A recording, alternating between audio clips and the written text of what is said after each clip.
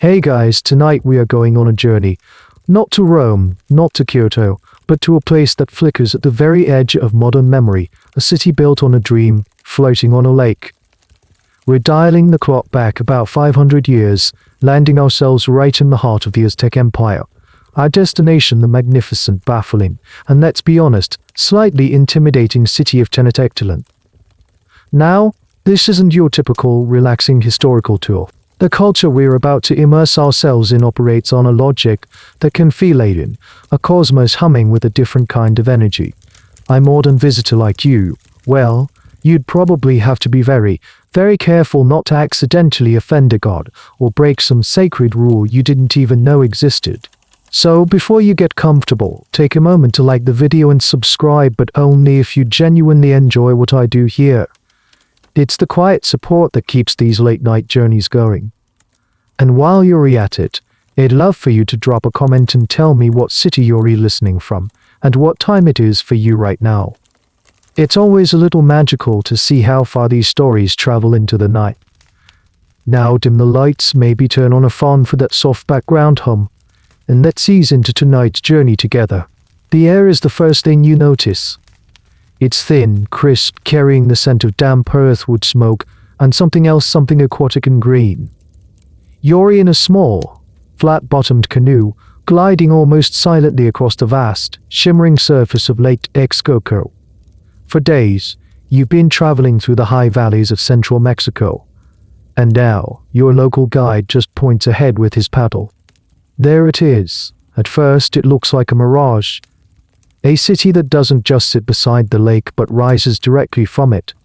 This is Tenochtitlan mainland by 3 enormous causeways, massive stone and earth structures so wide, as a future visitor would note, that 10 horsemen could ride abreast on them. But you're not taking the grand entrance.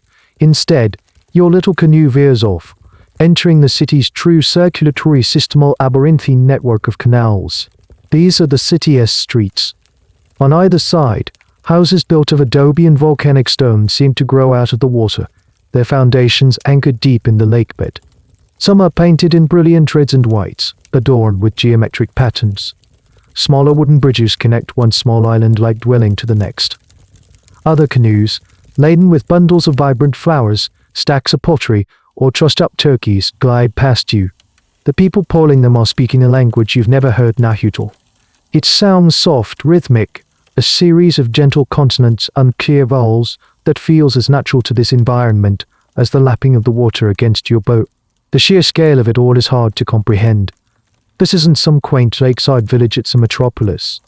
With a population well over 200,000 people, it was, at this moment in the early 16th century, one of the largest cities on the entire planet, far more populous than London or Paris at the time. And it's all sustained by an agricultural marvel you can see all around you. These are the China palms, the so-called floating gardens. There's a bit of a misnomer. They don't actually float. They are man-made islands, rectangles of incredibly fertile land, created by piling up mud from the lakebed and anchoring it with trees. On these plots, you see farmers tending to neat rows of maize, beans, squash, tomatoes, and amaranth. It's a work of genius, a sustainable urban farm that feeds a megacity. As you glide deeper into the city's heart, the canals widen. The residential quiet gives way to a more organized hum. You notice a change in the atmosphere. There's a subtle tension, a focused energy in the air. People are decorating their doorways with garlands of bright orange such ill, the Aztec marigold. You see artisans carefully cutting intricate patterns into sheets of bark paper. There's a feeling of preparation, a city holding its breath before a great event.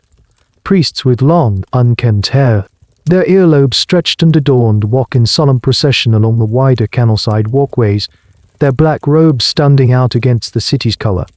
You catch a name whispered between 2 merchants as their canoes pass Atlacazafatupo, and another name spoken with a mixture of reverence and xip to tech. Something significant is coming. It's not the joyous, chaotic buzz of a simple market festival. This feels more profound, more necessary. Historians still debate the precise social atmosphere in the run-up to these major state-sponsored rituals. Was it genuine, universal piety, A city united in faith, or was there a layer of obligation? A kind of solemn duty performed under the watchful eyes of the state and its priesthood as a silent observer. You can only feel the result as citywide, synchronized shift in mood. Your canoe finally pulls up to a small dock in a quieter residential quarter. As the sun begins to set, it casts a fiery glow on the two snow-capped volcanoes that guard the valley, Popocatépetl and Itzichuatli. In the distance, silhouetted against the dying light, you can see the great temple, the Temple Omea. Its twin pyramids reach for the sky, one dedicated to the god of war, the other to the god of war, the other to the god of rain. The sight is both beautiful and deeply intimidating, replaced by the chirping of crickets and the low hum of a city settling in for the night. You don't yet know what this festival of Tezcatlipoca entails, but as you lie down to rest, you feel like a tiny gear in a vast, cosmic clock, and the hands are ticking closer to a fateful hour. You wake to the sound of water, not the crashing of waves, but the gentle rhythmic sloshing of canoes passing by your dwelling. The morning light filters through the reed-thatched roof, dappled and soft. The air still holds that cool, high-altitude crispness, but now it's layered with the comforting, earthy smell of corn tortillas being cooked over open fires. Your guide from yesterday is already waiting, a simple meal prepared warm, flat corn cakes, a bowl of rich bean paste, frothy chocolate, unsweetened and spiced with chili. It's energizing, real, the fuel of this city. Today, your guide tells you, you'll see the city as hot. Not the temple precinct, not yet, but its true beating, commercial heart, the great market of Tlatelolco. It's located in a sister city, technically, but one that has been absorbed into Tenochtitl and S sprawling urban embrace. You board the canoe again, and this time you merge into what can only be described as a morning commute. The canals are bustling, a fluid traffic jam of vessels carrying people and goods. As you paddle, you get a closer look at the china palms you saw yesterday. A farmer is tending his crops, and you notice something peculiar. HES scooping dark, rich sludge from the bottom of the canal with a net and carefully spreading it over his garden plot. Your guide explains that this isn't just mud. A surprising amount of the city's waste, including human waste collected nightly by special barges, is systematically recycled back into these gardens. It's a closed-loop system of incredible efficiency, turning the byproducts of a massive population into the source of its sustenance. It's a surprisingly elegant, if perhaps pungent, piece of urban planning. The low hum of the residential canals slowly grows into a roar. As you disembark and walk up a short embankment, the full sensory blast of the Tlatelolco market hits you. It's immense. A vast open plaza teeming with tens of thousands of people. Think of the biggest farmers' market or outdoor festival you've ever seen, and then multiply it by 10. But it's not chaos. There's a profound order to it all. The market is arranged by section. You see vendors selling every kind of pottery imaginable, from huge storage jars to delicate painted cups. Turn a corner, and you're in the textile section with vibrant bolts of cotton cloths, some plain, some intricately embroidered with feathers and symbols. You see sellers of live animals, dogs of food source, turkeys, ducks, even caged songbirds. There's a section for tools, where the glint of obsidian blades, razor-sharp knives, arrowheads, and spear points catches your eye. Further on, herbalists sit behind neat piles of dried roots, leaves, and flowers, offering remedies for any ailment. The air is a thick soup of smells: roasting meat, pungent spices, sweet copal incense, and the sweat of the massive crowd. And this is where you truly understand their economy. There's no metal currency here. Most trade is barter. A potter might trade a set of bowls for a sack of beans. But for bigger transactions, or as a universal standard, they use cacao beans. You watch a wealthy merchant in a fine feathered cloak purchase a beautiful piece of turquoise jewelry, paying for it with a small pouch filled with hundreds of precious cacao beans. The system is policed by market judges who sit in a special building, ready to resolve disputes instantly and fairly. As you sit to eat again, this time some grilled fish wrapped in a corn husk, your guide picks up a single grain of maize that fell from your meal. He holds it up. This, he says, his voice low and serious, is a gift. The gods made us from maize. Our flesh is their dough. So every time we eat, we honor them. But we also take on a debt. This is the core of it all. In the Aztec worldview, you are in a constant dynamic relationship with the divine. The gods are not distant, abstract beings. They are active, powerful, and demanding forces of nature. They provide the sun, the rain, the earth for the crops, but they do so at a cost. They expend their own energy, their own life force to keep the universe running, and humanity, in turn, has a sacred obligation to repay that debt, to nourish the gods in return. This isn't a relationship of good versus evil as you might understand it. Historians continue to debate whether the Aztecs even had a concept of morality that aligns with the Western, Judeo-Christian framework. Theirs was a universe built on reciprocity and balance. The greatest sin wasn't being cruel or selfish, it was failing to uphold your end of the cosmic bargain, allowing the universe to slip into chaos. You see it everywhere now. A small clay idol tucked into an alcove in a family home, a smudge of offering at its feet. A weaver chanting a quiet song to the patron goddess of her craft. A warrior with a tattoo of the hummingbird god on his arm. The divine isn't just in the great temple, it's woven into the very fabric of this ordinary day. Into every tortilla, every tortilla, every tortilla, every tortilla, every beat of the city's heart. As the sun begins to set, casting long shadows across the bustling market, you feel a deeper understanding of this place. The impending festival, Takikaza, is not repayment of a debt. It is a crucial act of cosmic maintenance. And as that thought settles in, a new sound reaches you from across the city, from the direction of the temple precinct. It's the low, resonant boom of a giant drum, a sound that seems to vibrate right in your bones. The ordinary day is over, the gods are calling. The sound of the drum pulls you, an invisible current in the river of the crowd. You leave the Tlatelolco market behind, re-entering the canals and making your way toward the ceremonial heart of Tenochtitlan.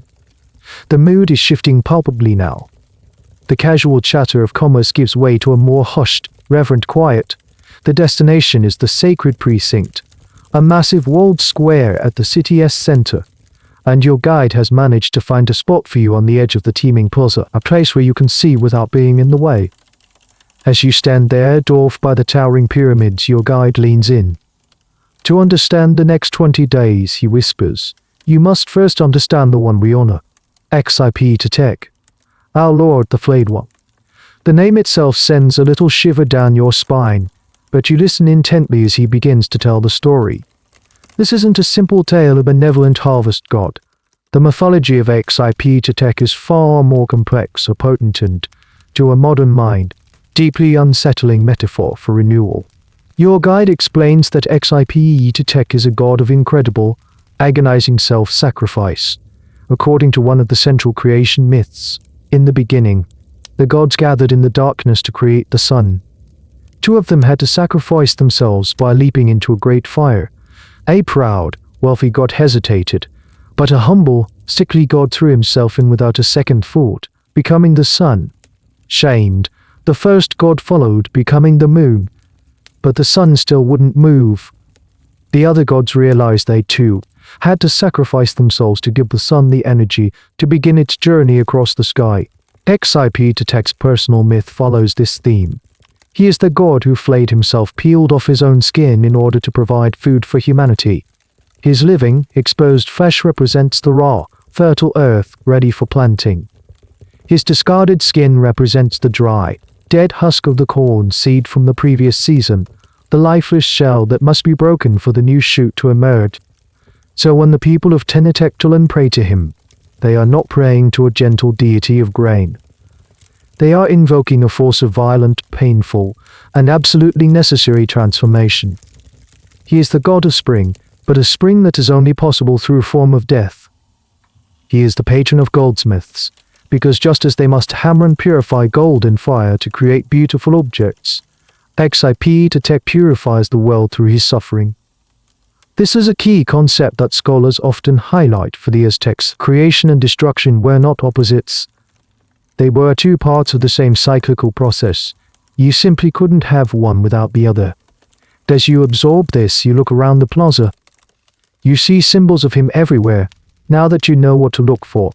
Carvings on the temples depict a figure wearing a second, drooping skin over his arm, the hands hanging limply at the wrists. He is often painted gold, or reference to his patronage of goldsmiths, or in the colors of fertile earth. This is where the name of his festival garb, the golden clothes Teukatalamatl, comes from, almost euphemistic name for something so visceral. The academic world still argues about the full scope of Xipe domain. Some historians believe he was originally a god of the Ope people, a neighboring culture, and was later incorporated into the massive Aztec pantheon.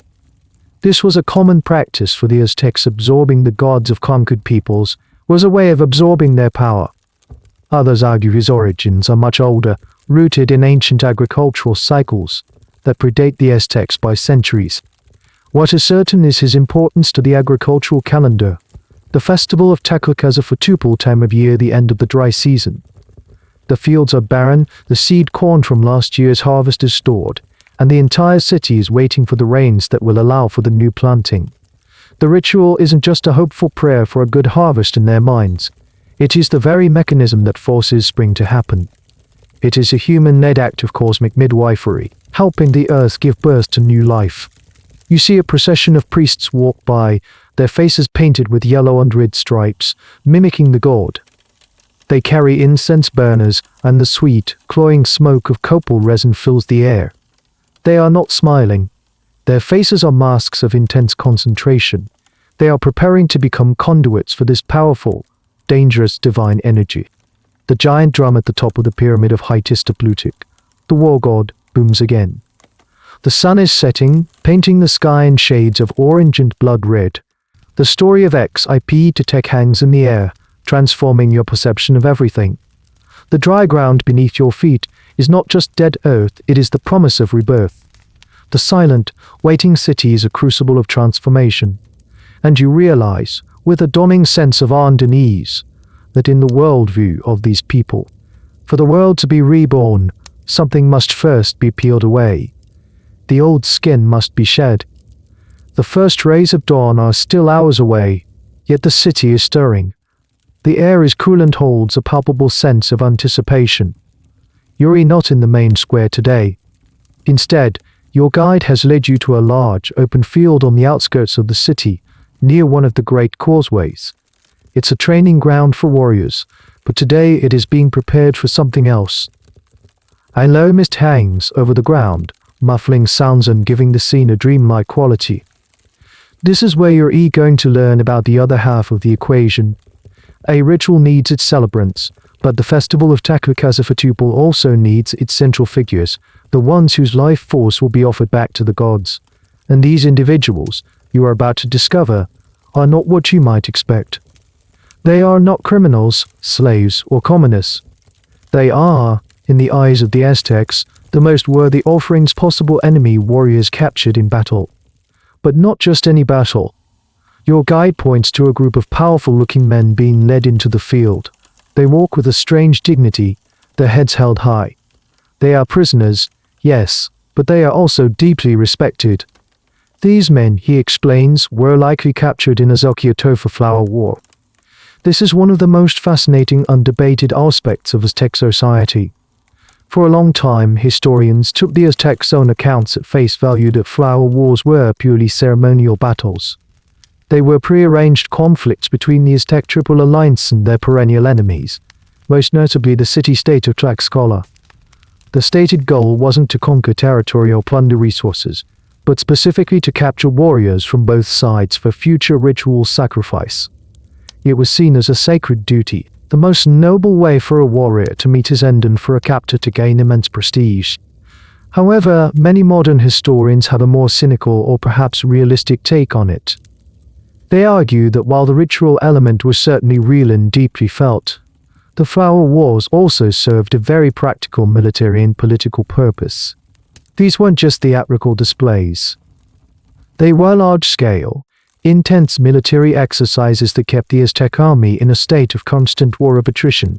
The idea that it was purely for capturing ritual victims is a subject of intense academic debate. Was it piety, or was it pragmatism cloaked in the language of religion? The truth, most likely, lies somewhere in between.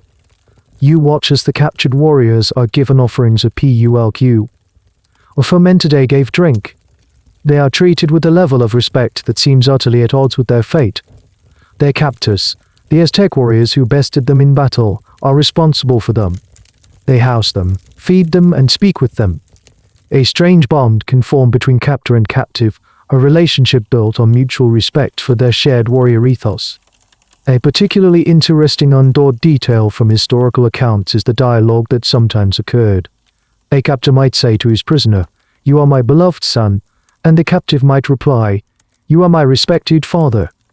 It reflected a complex worldview where the captive was seen as a messenger, an envoy who would soon travel to the realm of the gods. The captor was merely his sponsor, the one who was giving him this great honor. By sacrificing his son, the captor gained a spiritual connection to the divine. You see this honor reflected in the prisoner's demeanor. They are not weeping or begging for their lives. To do so would be the ultimate disgrace.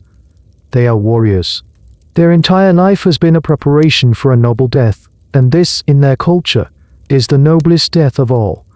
To die on the sacrificial stone was to ensure a glorious afterlife, a place where they would join the sun on its daily journey across the sky. It was a far better fate than dying of old age or sickness, which would see your soul journey to the bleak underworld of Mictlan.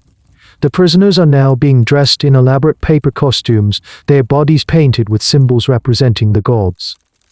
They are being transformed from mere men into something more, something divine. They are no longer like scholar and warriors, they are becoming vessels for the gods themselves. This whole process is jarring to your modern sensibilities.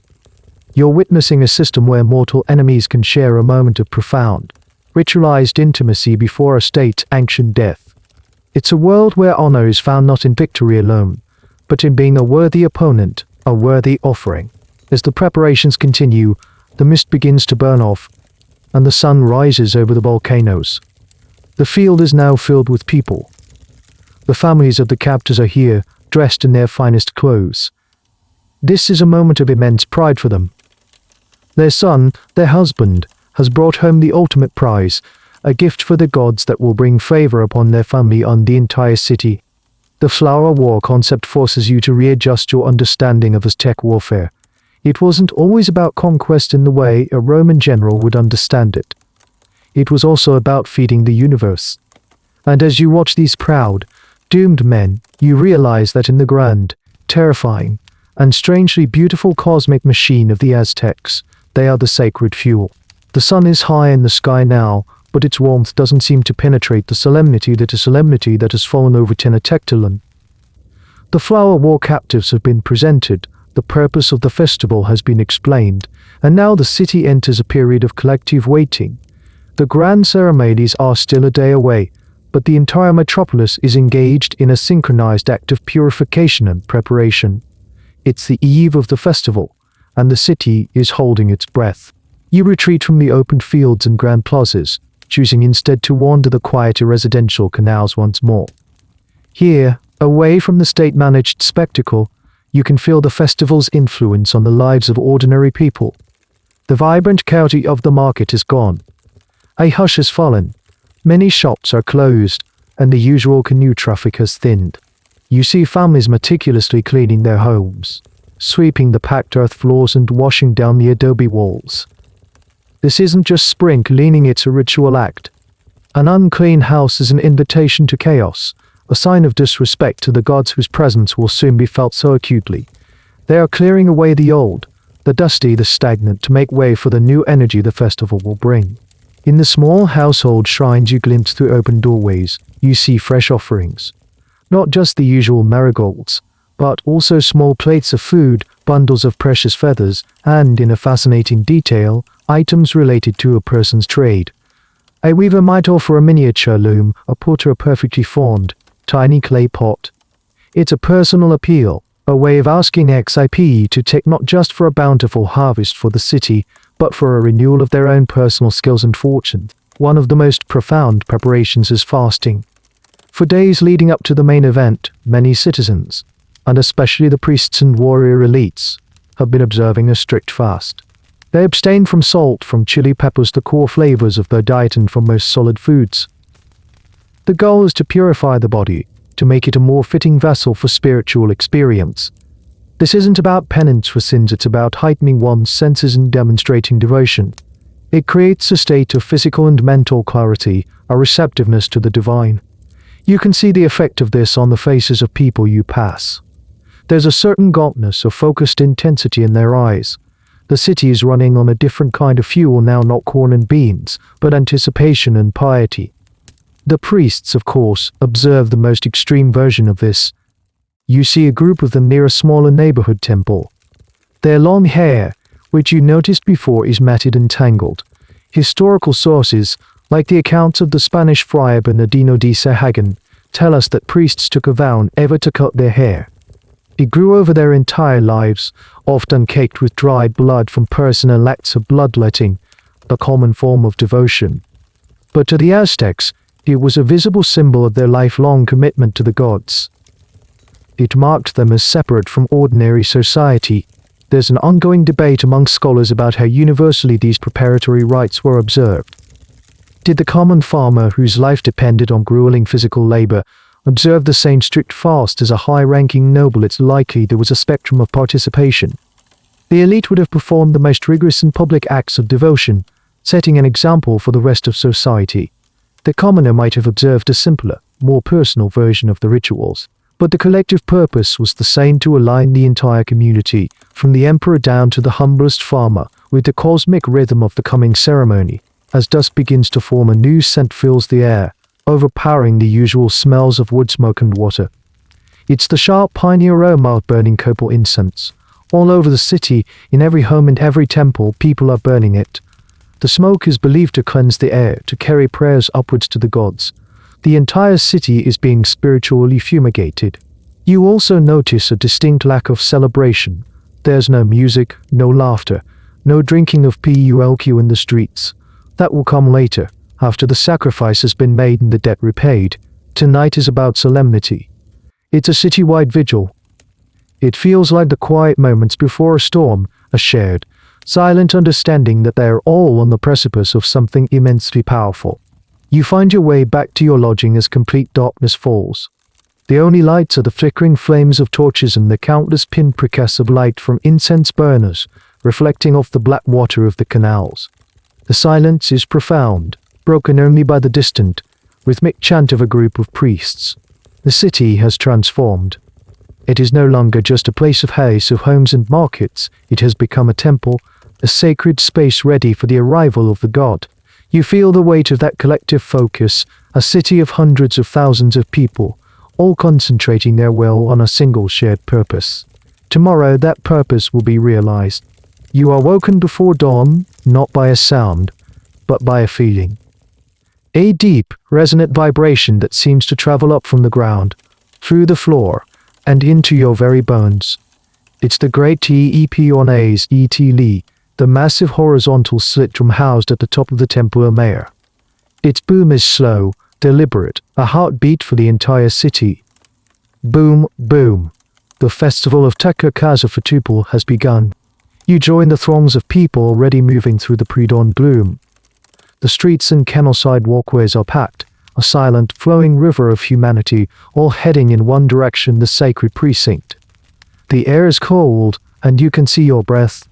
Torches line the main avenues, their flames dancing and casting long, distorted shadows that make the familiar city feel alien and mysterious.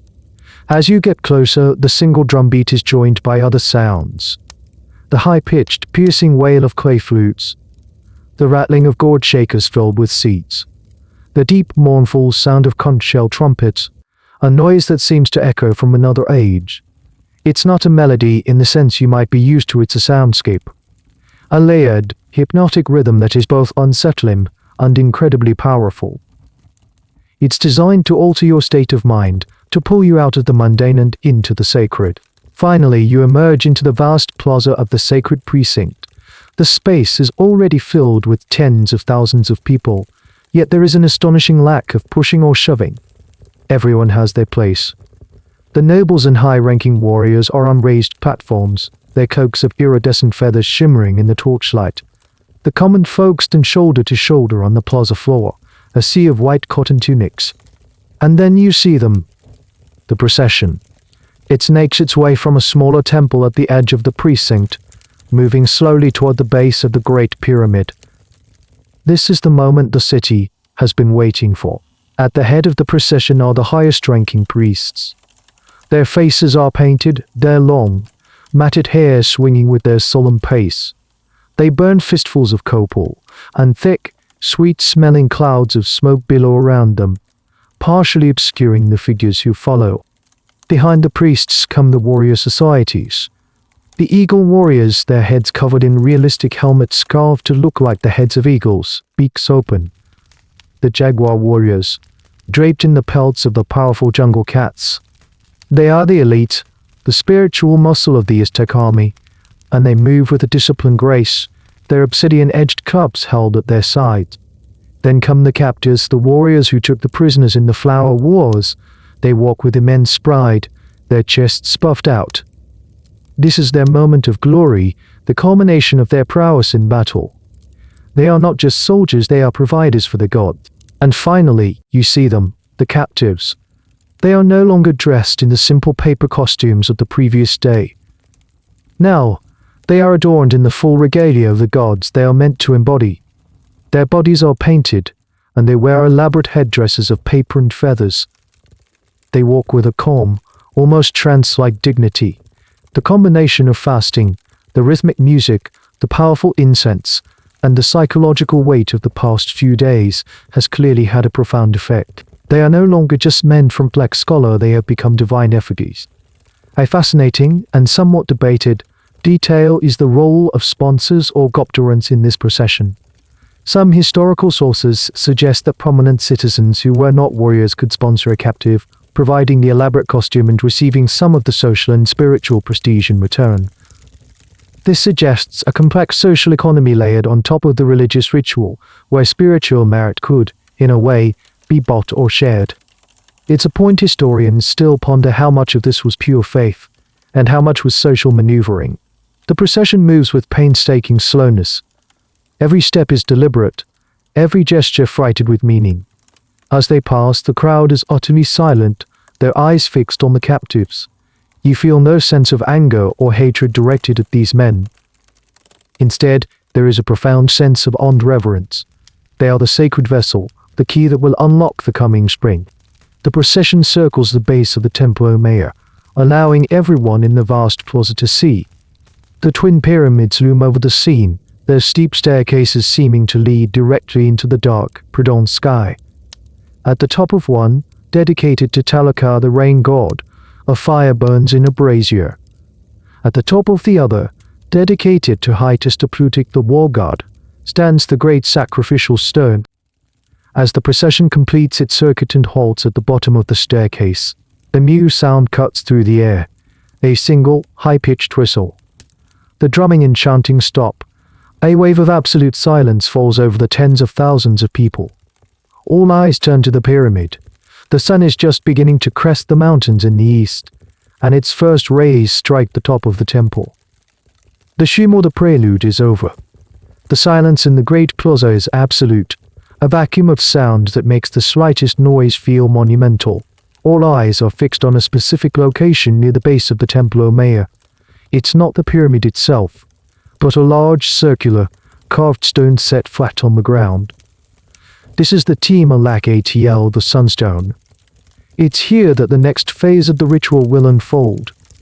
An event that is part gladiatorial combat, part solemn dance, and entirely unique to the Aztec world. One of the captives is led from the procession to the center of the stone. His divine costume is removed, and he stands, exposed and mortal once more. A thick rope is tied around his waist, and the other end is fastened to the very center of the Malak ATL. He is tethered but with just enough rope to allow him to move around the circumference of the stone. Then, he is armed, but his weapons are a cruel mockery of a true warrior's tools. In one hand, he is given a small, flimsy shield. In the other, a wooden club. But instead of the razor-sharp obsidian blades that line the edges of an Aztec macuahutel, his club is studded with feathers. It is a weapon designed for ceremony, not for effect. It is a symbol of a weapon, not a functional one. Now his opponents approach. First one, then another, then a third and a fourth. These are not just any soldiers, they are the most elite warriors of the Aztec Empire, a jaguar warrior followed by an eagle warrior, each in their full, intimidating regalia. They carry real shields on fully bladed, lethally sharp obsidian clubs. The contest begins. The great drum starts a slow, steady beat again. The captive, tethered to the stone, must now defend himself against these champions of the Aztec army. He dances around the stone, using his years of training to parry the blows, to duck and weave, to survive. It is a spectacle of incredible courage. He knows he cannot win. He knows how this will end. He knows how this will end. Yet he fights. He fights with skill and with a fierce, desperate bravery. This is his final test, his last moment of agency. By fighting valiantly, he shows his worthiness as an offering. He demonstrates the strength and spirit that he will soon be giving to the gods. To cower or surrender would be a disgrace to himself, his city, and the very ritual he is a part of. The crowd watches in rapt silence, their respect for the captive growing with every blow he successfully parried. The symbolism here is deep and multi-layered. The captive represents the forces of the old, dry season, or perhaps even the chaotic, untamed forces of nature that must be overcome. The Aztec warriors represent the order and power of the Aztec state, subduing chaos to create the conditions for renewal. The circular stone itself is a representation of the cosmos, the world stage on which this cosmic battle is played out. There is a significant debate among historians about the exact nature of this gladiatorial combat. Some early colonial accounts describe it in lurid detail, emphasizing the captive fighting against multiple warriors at once. Others suggest it was more of a one-on-one duel, with warriors taking turns. And a few scholars have questioned whether it happened exactly this way at all, suggesting it might be an exaggeration or a misunderstanding by Spanish chroniclers, who were trying to fit Aztec practices into familiar European concepts like gladiatorial games. The truth is likely that the practice varied over time and place. You watch as the captive, exhausted and wounded, finally falters. An eagle warrior lands a decisive but not fatal blow. The captive stumbles and falls to his knees. His fight is over. He has proven his valor. The crowd lets out a collective, soft exhalation, a sound of release and respect. He is not dispatched on the stone. Instead, he isn't idled, with a strange sort of reverence, supported by two priests. They begin to lead him away from the Timalak ATL and toward the great staircase of the pyramid of Hytis-Teplutic. This is a crucial detail.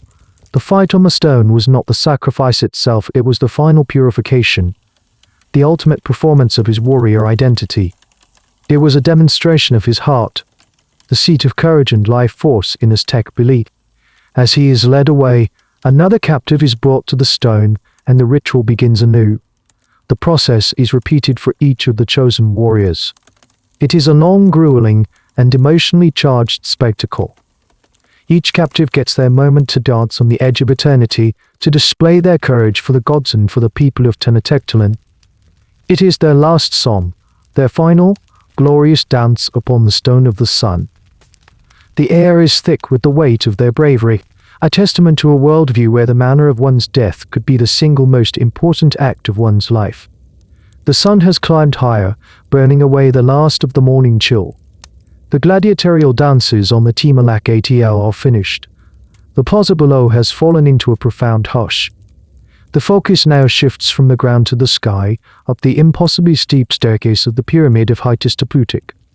This is the axis mundi, the connection point between the earthly realm and the heavens, and it is here that the festival's ultimate purpose will be fulfilled. The first captive, the one who fought so valiantly, is led by the priests to the base of the stairs. He begins the long ascent. He is not dragged, he walks, or is at least helped to walk, on his own power. This is his final journey, and it is one he must take with dignity. The hundreds of steep steps are a trial in themselves. As he climbs, he is leaving the world of mortals behind, ascending into the realm of the gods. From your vantage point in the crowd, he becomes a smaller and smaller figure against the vast stone backdrop. The rhythmic booming of the great drum is the only sound, each beat marking a step, a moment closer to the divine. When he reaches the flat summit, he is met by a group of 5 priests. The platform at the top is small, with just enough room for the sacrificial stone convex, slightly curved block of volcanic rock and the small temple dedicated to the war god. 4 of the priests take hold of the captive, 1 for each limb. They gently but firmly lay him on his back over the curved stone. The shape of the stone causes his chest to arch upwards, taut and exposed to the sky. The 5th priest, the high priest, stands over him. He holds in his hand a knife of exquisite craftsmanship. It's not crude or brutish, it's a work of art. The blade is milky white flint or jet black obsidian, flaked to a razor's edge.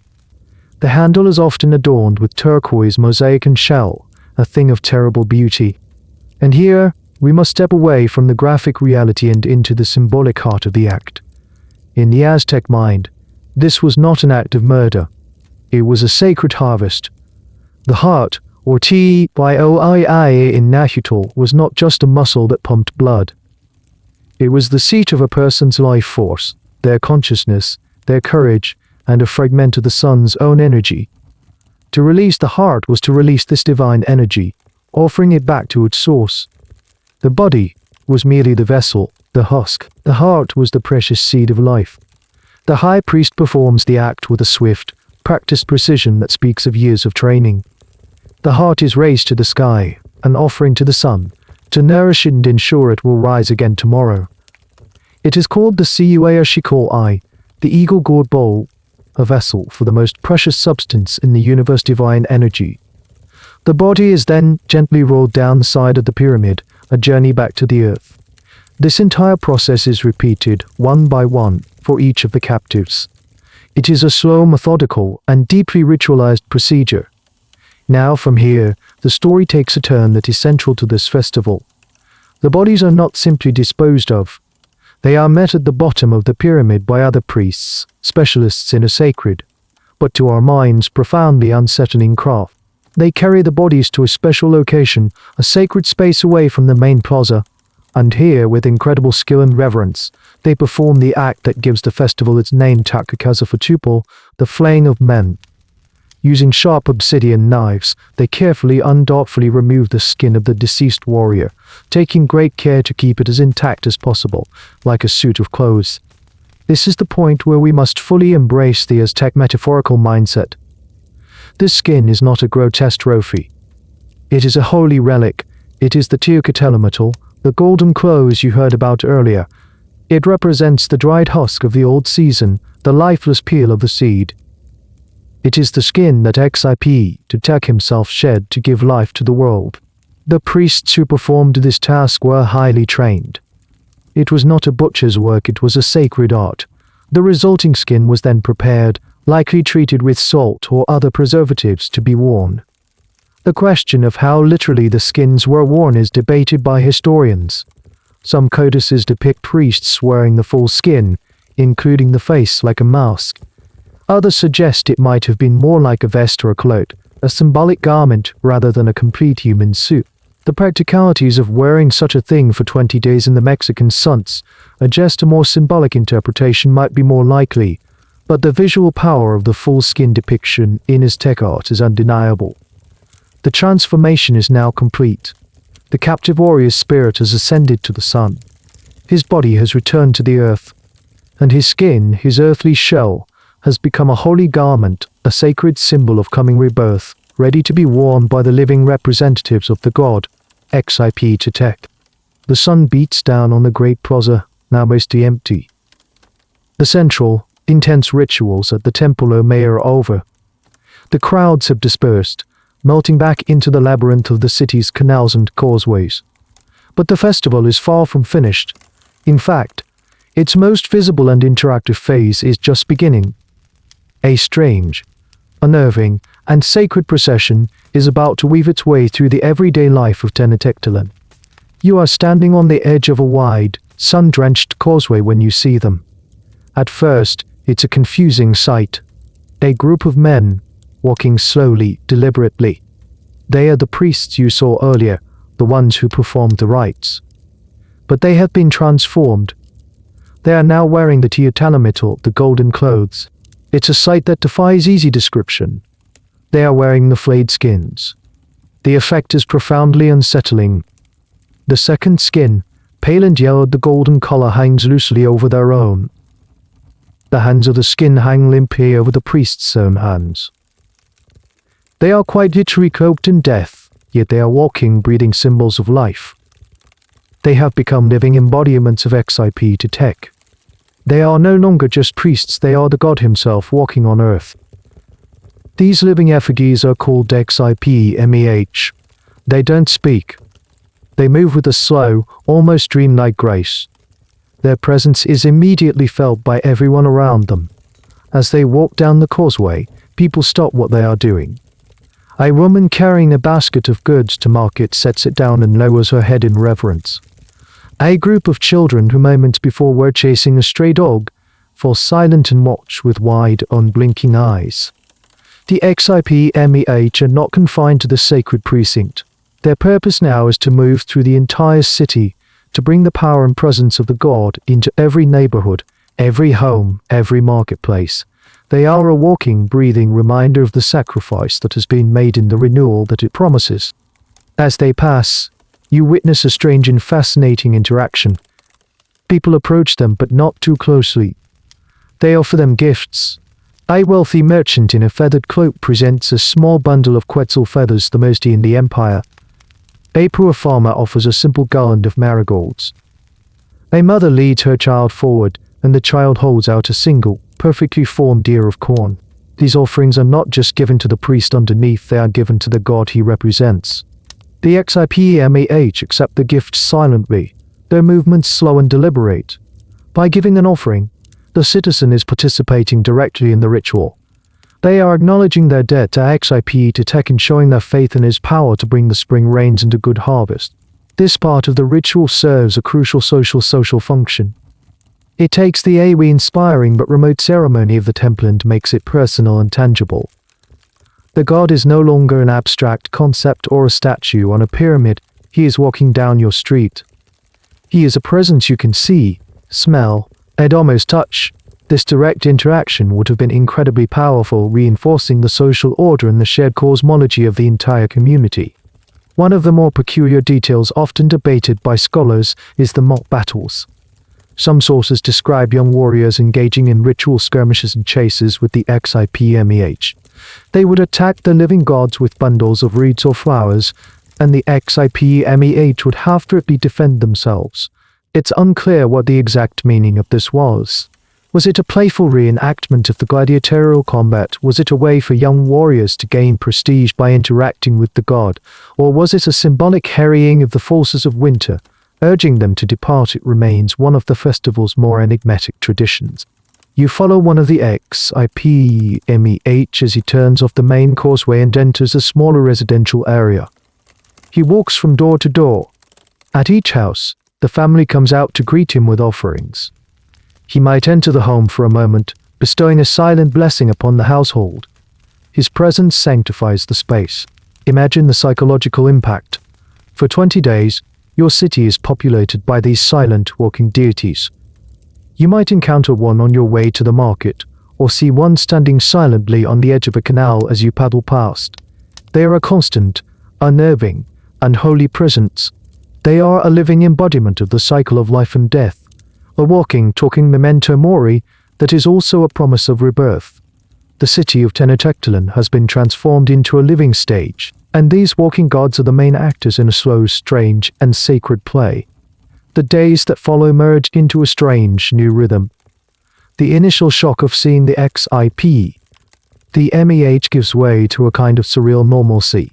The city goes about its business, but with a constant, holy background hum. This is the period of with Godness, a 20-day stretch where the divine and the mortal coexist in the most tangible way imaginable. You spend these days observing the intricate dance between the citizens of Tenochtitlan and these walking embodiments of XIP to tech.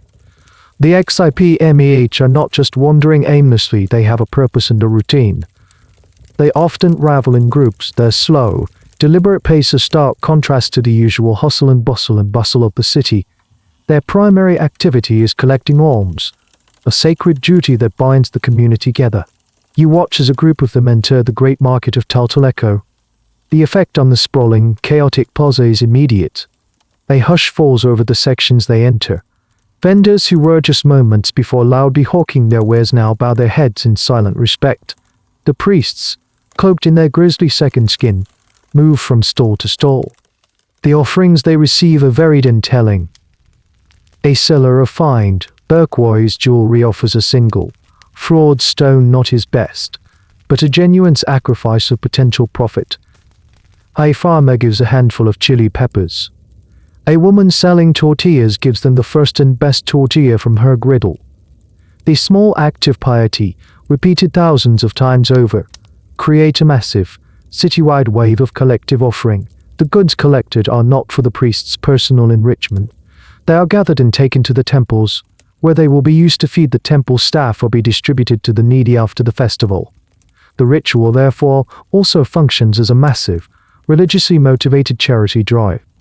One of the most curious and debated aspects of this 20-day period is where the XIPMEH lived.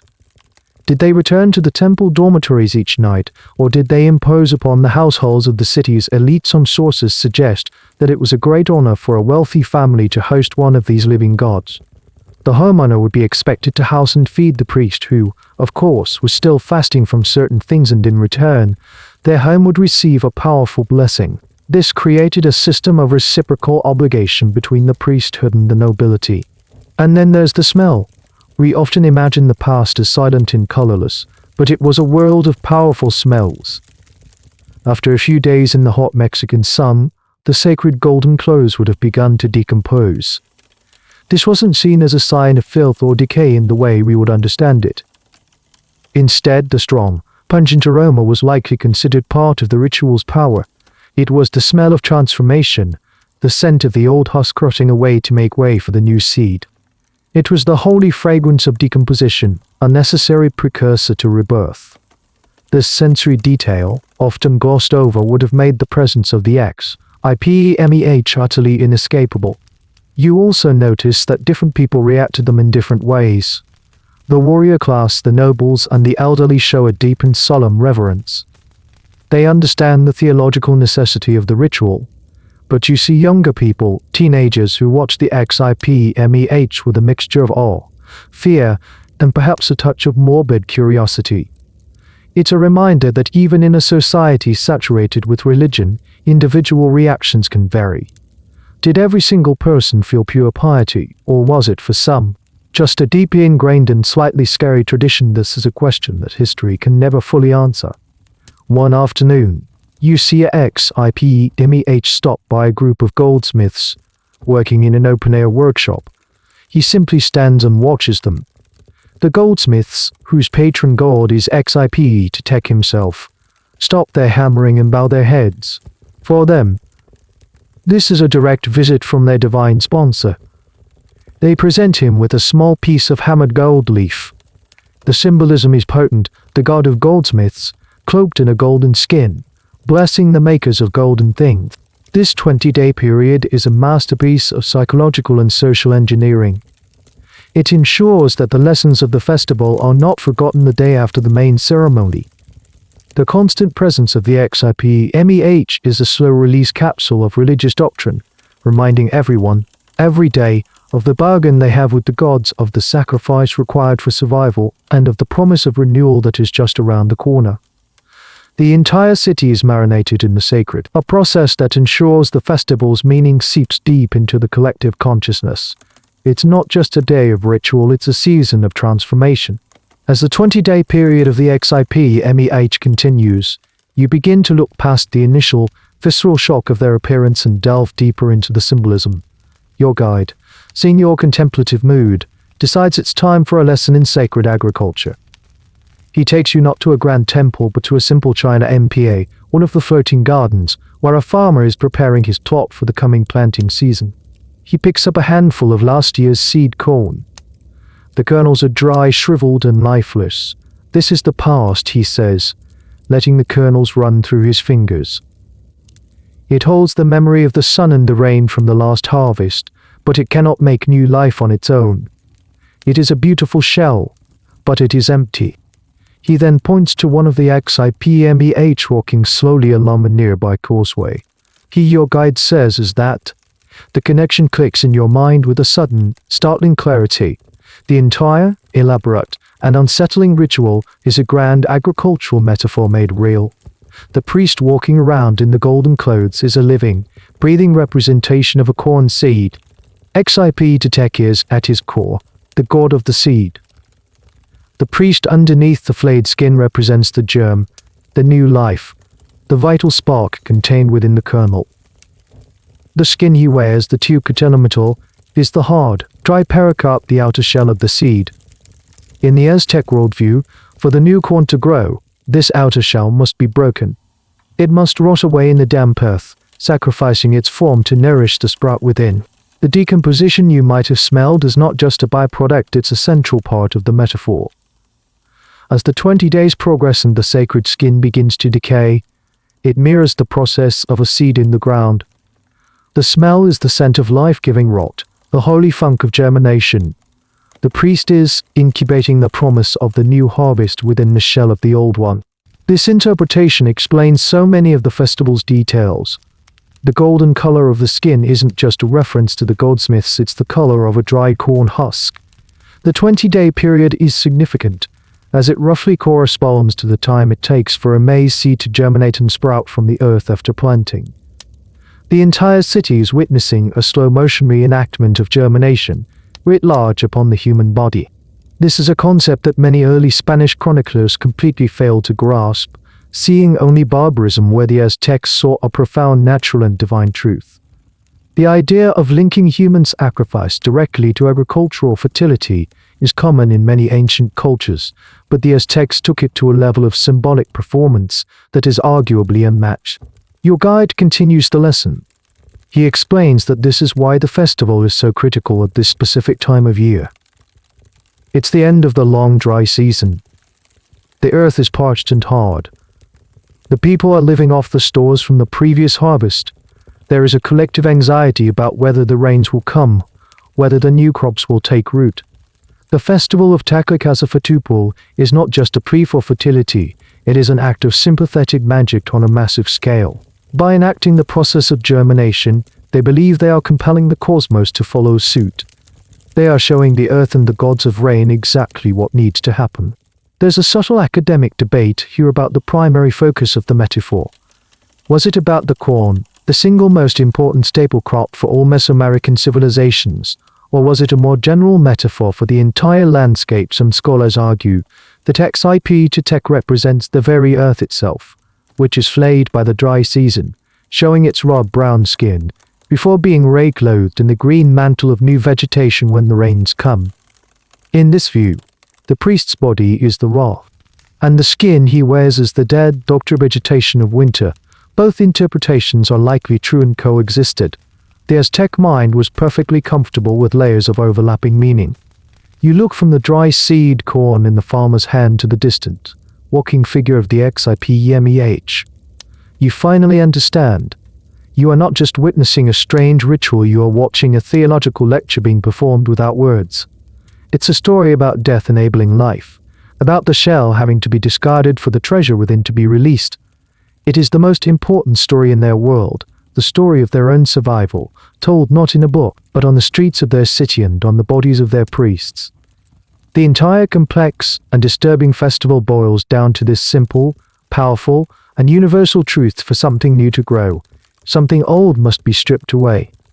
While the silent, slow-moving figures of the XIPMEH form the spiritual backbone of these 20 days, the city of Tenochtitlan is not in a state of suspended animation. Life, in many ways, goes on. The festival of Tlachtecazafetupal is not a monolithic event, but a complex tapestry woven with many different threads of activity.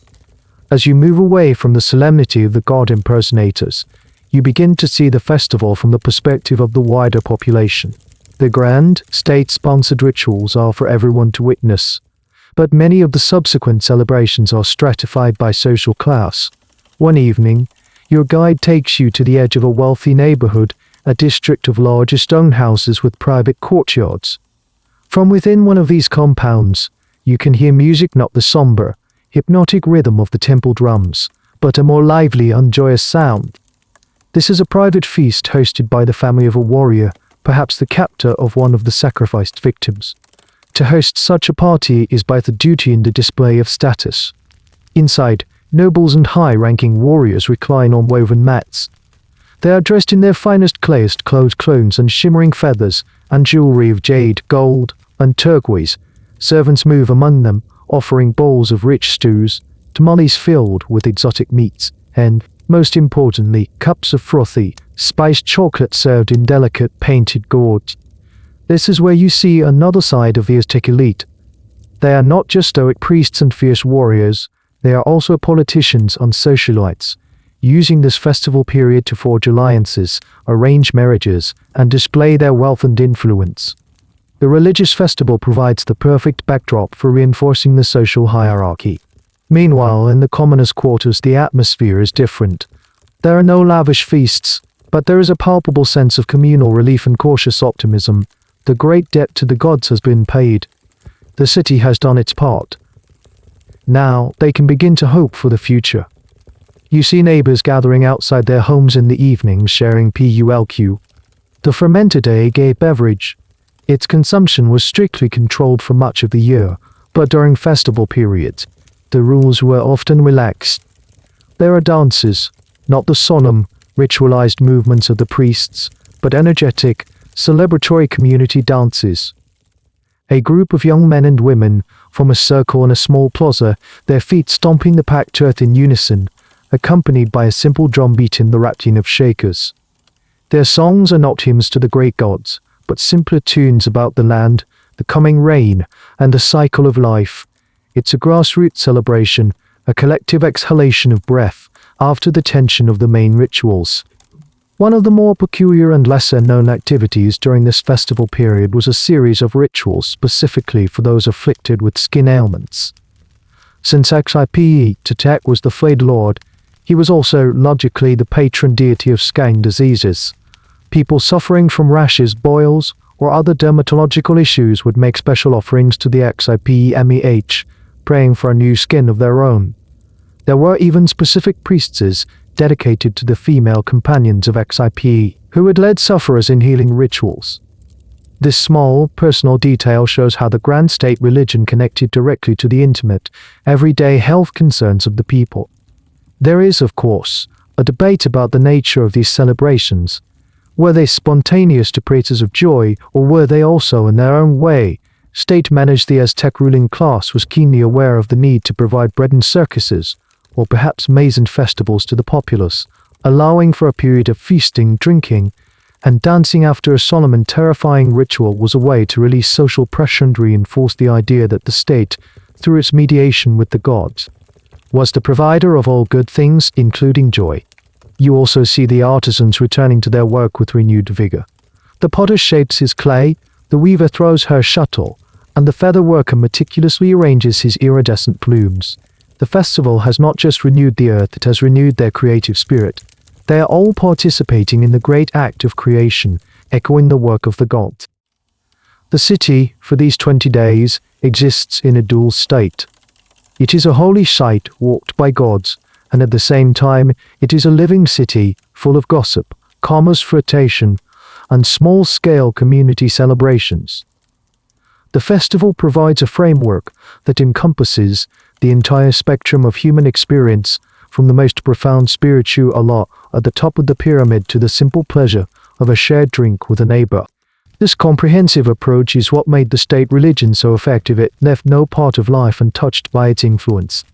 The 20th day arrives, heralded by the same deep, resonant boom of the TEP on A's ET lead drum that started it all. But this time doesn't carry a feeling of tension and anticipation. It carries a sense of finality, of closure. The long, strange season of walking with the god is coming to an end. You follow the crowds once more, not to the grand plaza of the Temple Mayor, but to a designated sacred place on the outskirts of the city. It's a place specifically chosen for this final act, perhaps a cave or a specially constructed temple vault. The air is thick with the smell of purple incense and the pungent, undeniable aroma of decay that has followed the XIPMEH for weeks. The priests arrive in a slow, solemn procession. They look exhausted. For 20 days they have lived a strange, liminal existence, not quite human, not quite divine. They have carried the weight of the city's hopes on their shoulders, cloaked in the symbol of death and rebirth. Here, in this sacred, enclosed space, they perform the final act of the festival. One by one, they carefully and reverently remove the teocotelametal, the golden clothes. This is a moment of profound transformation, the inverse of what happened 20 days prior. They are shedding the god, letting go of the divine persona they have inhabited. With skins now stiff and decayed are not simply thrown away. They are holy relics. They are the physical proof of the contract fulfilled. They are placed in a stone coffer or a ceremonial urn, which is then sealed and buried beneath the temple floor. They are being returned to the earth, just as a seed husk is left in the ground after the sprout has emerged. As the priests shed their second skin, they are ritually cleansed. They wash themselves in consecrated water, scrubbing away the physical and spiritual residue of the past 20 days. That is a permanent mark of their office. But the fasts are broken. The intense period of sacred duty is over. They emerge from the chamber, no longer living effigies of XIPE to tech, but mortal priests once more. This moment is as psychologically important as any other part of the festival. It signals to the entire population that the sacred, and frankly dangerous, period is over. The divine energy that was brought down to earth has now been safely contained and returned to its proper place. Order is restored. There's a fascinating detail in some accounts regarding what was buried with the skins. Small figurines, tools, and even seeds were sometimes placed in the ceremonial chests.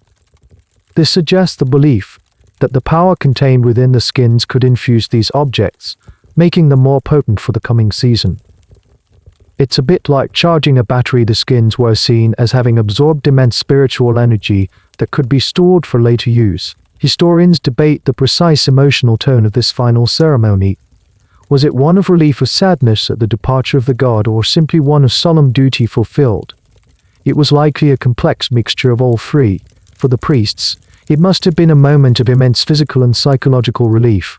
For the populace, it was the definitive signal that they could now turn their full attention to the practical tasks ahead. With the skins buried, the city lets out a collective, metaphorical sigh of relief. The final act of the festival is often a great feast and dance in the main plaza, a citywide party to celebrate the successful completion of the cosmic transaction. The mood is joyous and uninhibited. The somber reverence of the past few weeks is replaced with music, laughter, and celebration. You see the warrior who hosted the private feast now dancing in the public square. You see the farmer who explained the seed metaphor to you sharing PULQ with his neighbors. The social stratifications, for a brief moment, seem to dissolve in a shared sense of accomplishment. They have done it. They have guided the world through one of its most perilous transitions. As the sun sets on this final day, the city feels different. It feels lighter. The air, no longer thick with incense and the scent of decay, feels clean and full of promise. The strange, surreal dream is over. The gods have been appeased, the debt has been paid, and the cosmic books have been balanced. The dust of the festival settles, and Tenochtitlan is once again simply a city of mortals. But it is a city renewed, a city ready for the rains, a city standing on the cusp of a new beginning. The slate has been wiped clean. In the days following the end of the festival, a profound and palpable change sweeps through the Valley of Mexico. The spiritual cleansing of the city seems to be mirrored by a change in the very air. The sky, which for months had been a brilliant, hard, cloudless blue, begins to soften. Wisps of white start to appear over the volcanic peaks in the afternoons, gathering into heavier, grey-bottomed clouds. This is the moment everyone has been waiting for, the tangible proof that their rituals were successful. The dry season, the Tunelco, is finally breaking. The season of rain, the Exopian, is about to begin. You see the shift in the city's activity. The focus moves from the temples and plazas to the land itself. The men of Tenochtitlan, who just weeks ago were warriors, priests, or spectators, are now farmers. You paddle out to the China palms again, and the floating gardens are hives of activity. The farmers are working their plots with a quiet, focused energy. They use simple tools. A wooden digging stick called a COA is the most important to turn over the rich, dark soil that they dredged from the canals weeks ago. The earth, now holding the afternoon humidity, smells loamy and alive. It's a scent of pure potential. Then comes the planting. It's done with a reverence that borders on ceremony. The farmer pushes his COA into the soil, creating a small hole. His wife or child follows behind, dropping a few precious kernels of maize into the opening. It's the same seed corn you saw before the festival, the dry, lifeless kernels. But now, they are not symbols of the past, they are vessels of the future. The farmer then closes the hole with his foot, tucking the seeds safely into the earth. Almost paternal, they are not just planting corn. They are planting the foundation of their entire civilization. In other plots, you see them sowing beans, squash, chilies, tomatoes, and amaranth, the three sisters of Mesoamerican agriculture. Corn, beans, and squash are often planted together in a symbiotic relationship. The corn provides a stalk for the beans to climb. The beans fix nitrogen in the soil, and the broad leaves of the squash shade the ground, preventing weeds and conserving moisture. It's a system of sustainable agriculture perfected over thousands of years. The collective anxiety that permeated the city before the festival is gone, replaced by a confident, industrious hope. They have fulfilled their sacred duty to Tech, and now they have faith that he will fulfill his end of the bargain. They look to the sky not with desperate pleas, but with expectant patience. And then, one afternoon it happens. The grey clouds that have been building for days finally break. The first fat drops of rain begin to fall. They spatter in the dust, raising a distinct earthy smell known as petrichor. The farmers stop their work, turn their faces to the sky, and let the rain wash over them. There are no shouts of joy, just a deep, collective sigh of satisfaction. The gods have answered. The rain isn't a gentle shower, it's a tropical downpour, a deluge that turns the canals into churning brown rivers and drums a deafening rhythm on the thatched roofs. This is the lifeblood of the valley, the water that will awaken the seeds and turn the brown, dormant landscape into a carpet of vibrant green. There's a curious belief, noted by chroniclers like Sahagan, that the tears of human victims, particularly children sacrificed to the rain god Talaka in other ceremonies, were thought to provoke the rain. This idea, deeply unsettling to us, highlights the Aztec belief in sympathetic magic. Human water tears could call down divine water rain. While the Tafakaza Fatitutek, the rain it was meant to usher in, was the domain of Talakal, whose shrine shared the top of the Temple Omaya. It shows how the responsibilities of the gods were interconnected. Historians still discuss the complex relationship between these deities. They were part of a divine system, a celestial bureaucracy where each had their role. As the rains become a daily occurrence, the valley transforms. The first green shoots of maize push their way through the dark soil of the China palms. The hills surrounding the lake, which were brown and dry, begin to flush with a new, tender green. Life is returning. The world is being reborn, just as the festival promised. You stand on a causeway, looking out over the city. The water of the lake shimmers under a newly washed sky. The gardens are thriving. The air is clean and fresh. The entire world feels new.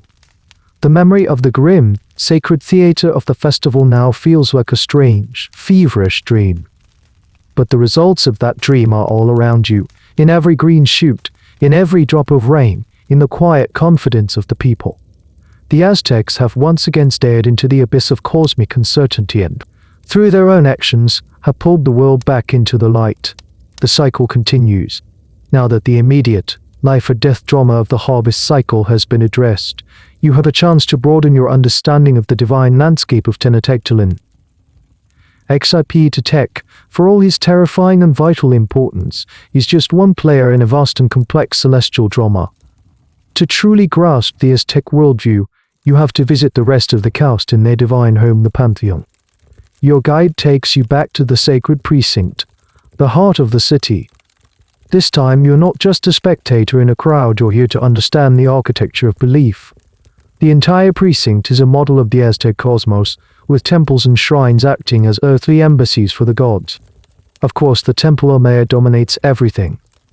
You've focused so much on the pyramid of Hytistaputic, the stage for the sacrifice, that you've almost ignored its twin.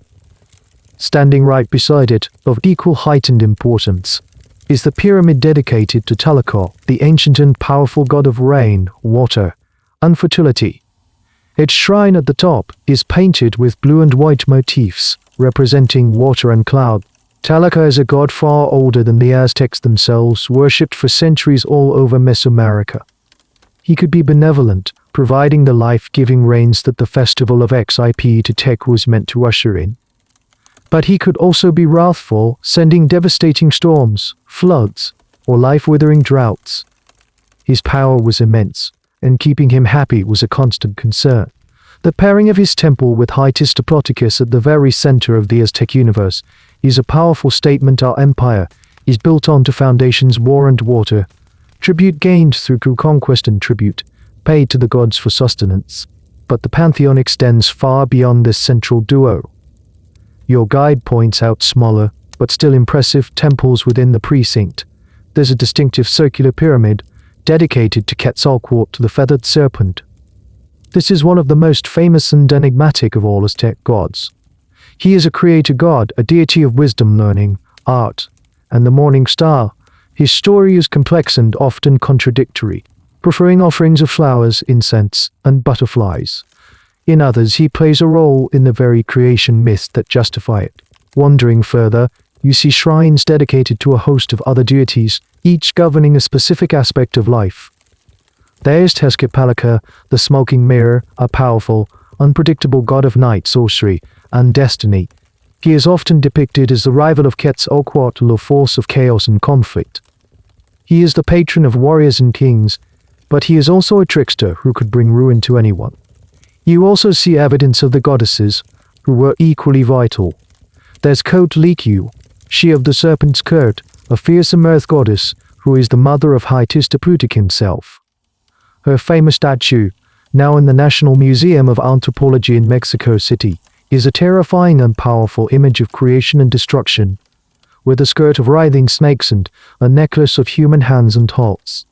There are also goddesses of fertility, childbirth, love, and lust, like Tezcatlipoca, the eater of filth, who could absolve people of their wrongdoings by eating them. This unique concept of confession and purification shows a surprisingly nuanced understanding of human psychology. A fascinating aspect of the yarn is its ability to absorb the gods of conquered peoples. When the Aztecs conquered a new city-state, they would often capture the idol of its principal god and bring it back to a special temple in Tenochtitlan. These gods were not destroyed, they were kept in a kind of god prison, their power now subservient to uncorrupted by the Aztec state.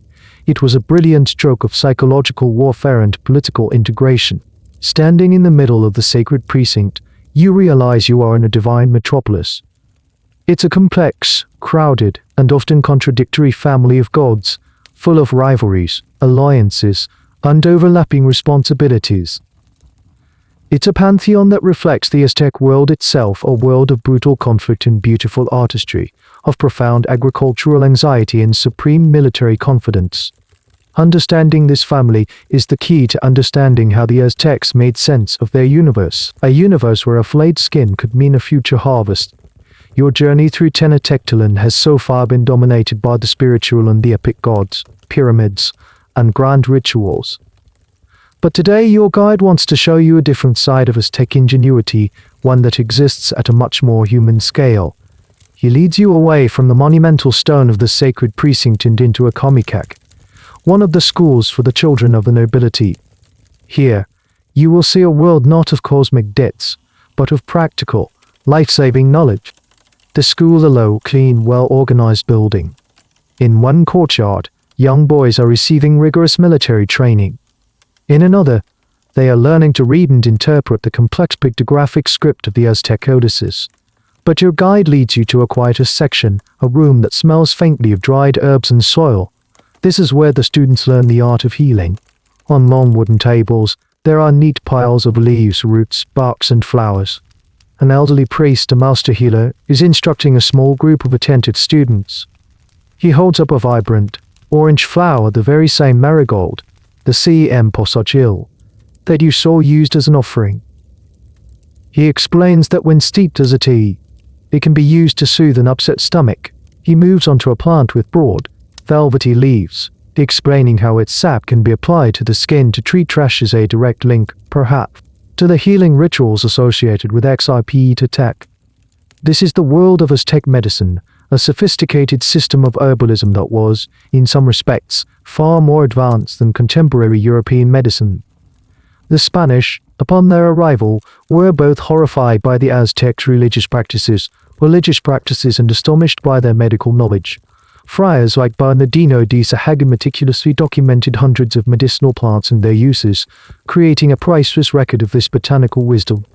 The Aztecs had remedies for everything from fevers and respiratory problems to setting broken bones and treating wounds. The healers, or ticadel, were respected specialists. They understood the properties of psychoactive plants, like peyote and morning glory seeds, using them in controlled, ritual contexts to diagnose illnesses that were believed to have a spiritual origin. They had a deep understanding of the human body. And this is where you see the other side of obsidian. You've seen it as a tool of war and sacrifice, the material of the Hutel Coban the priest's ceremonial knife. Now, you will see it as a tool of healing.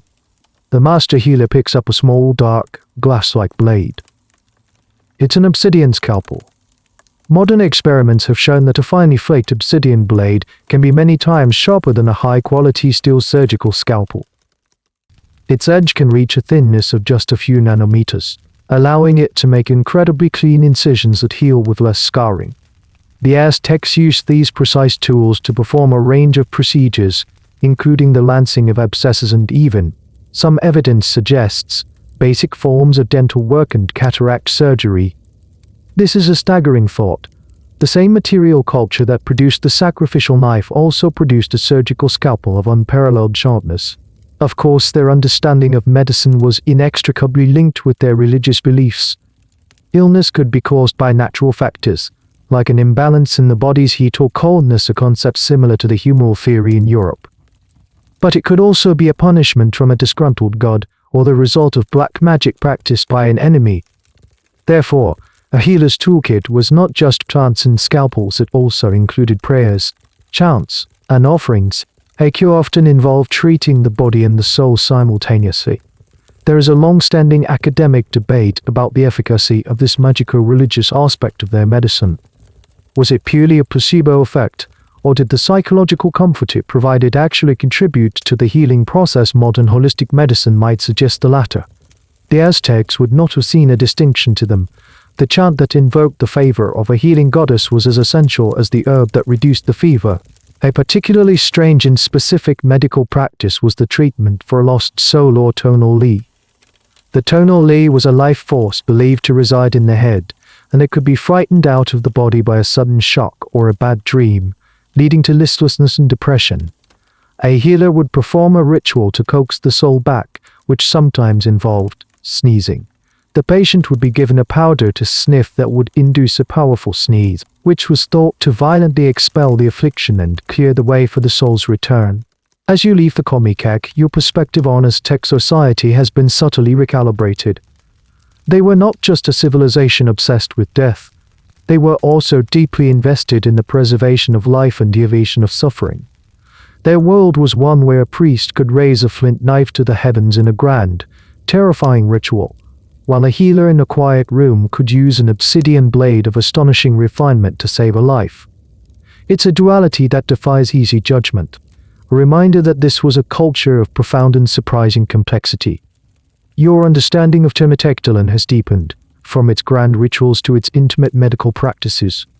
But there's a fundamental operating system running in the background of everything you've seen, a system that dictates when festivals happen, when wars are waged, and when farmers plant their crops. Today you will explore the Aztec conception of time itself, a system as complex and monumental as the Temple Maya.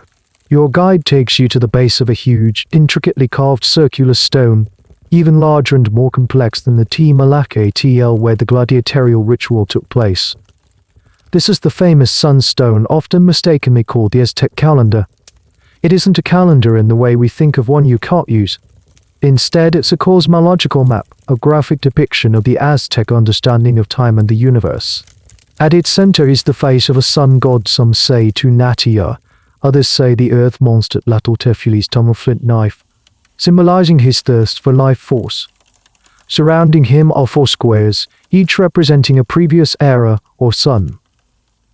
The Aztecs believed the universe was cyclical, having already been created and destroyed for times.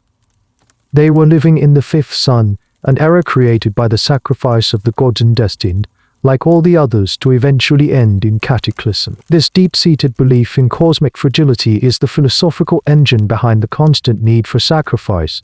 They are desperately trying to delay the inevitable end of their world. This grand, cyclical view of cosmic time was mirrored by their practical, everyday system for measuring it. And here, things get wonderfully complex. The Aztecs, like other Mesoamerican cultures, used not one, but two calendars that run simultaneously, their gears interlocking like a celestial clock. The first was the Tonalpohualai, the count of days. This was the sacred calendar, the 260-day cycle. It was formed by the combination of 20 distinct day signs like crocodile, wind, house, lizard, serpent with the numbers 1 through 13. So you would have a day called 1 crocodile followed by 2 wind, 3 house, and so on. Once you reach 13 read, the numbers reset, and the next day is 1 jaguar. The full cycle of 20 day signs and 13 numbers takes 260 days to complete 20x13 Dararduli. This calendar was the domain of priests and soothsayers. A person's birth date on the Tonalpohualai determined their destiny. Being born on a good day, like 1 crocodile a day of primordial beginnings, meant you were destined for success. Being born on a bad day, like 1 jaguar a day associated with the dark, earthly powers, meant you would have to work hard to overcome a difficult fate. It was a system of horoscope, I see divination of incredible complexity. The second calendar was the Zufapawel, the count of years of the solar calendar. This was the agricultural and civil calendar, much more familiar to our modern minds. It consisted of 365 days, divided into 18 months of 20 days. Each month was named after an agricultural or natural event, like growth or falling of the fruit. At the end of these 18 months, there was a 5-day period called the Neem Ontimi. These 5 Neem Ontimi days were considered profoundly unlucky. They were outside the normal order of the year, a time when the veil between the worlds was thin and dangerous forces were afoot.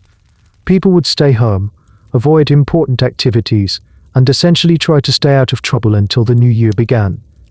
It was a period of collective anxiety, a kind of annual cosmic hiccup.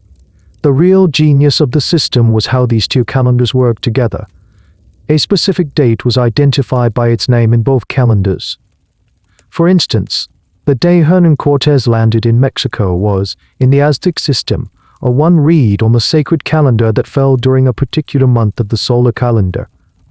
Because the 2 cycles are of different lengths, 260 and 365 days, they only align in the same combination once every 52 years.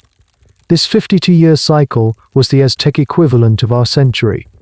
The end of a 52-year bundle was a time of immense fear and ceremony. The Aztecs believed it was possible the world could end at the conclusion of any of these cycles. During the final 5 me days of the 52nd year, all fires in the empire were extinguished. People destroyed their household goods and hid in their homes in total darkness, waiting. Priests would process to a hilltop and watch the stars. If the constellation we know as the Pleiades crossed the zenith at midnight, it was a sign the universe would not be destroyed. A new fire would then be kindled in the open chest of a sacrificed victim, and from this single, sacred flame, runners would carry torches to relight every fire in every temple and home across the empire. It was a powerful ritual of universal renewal.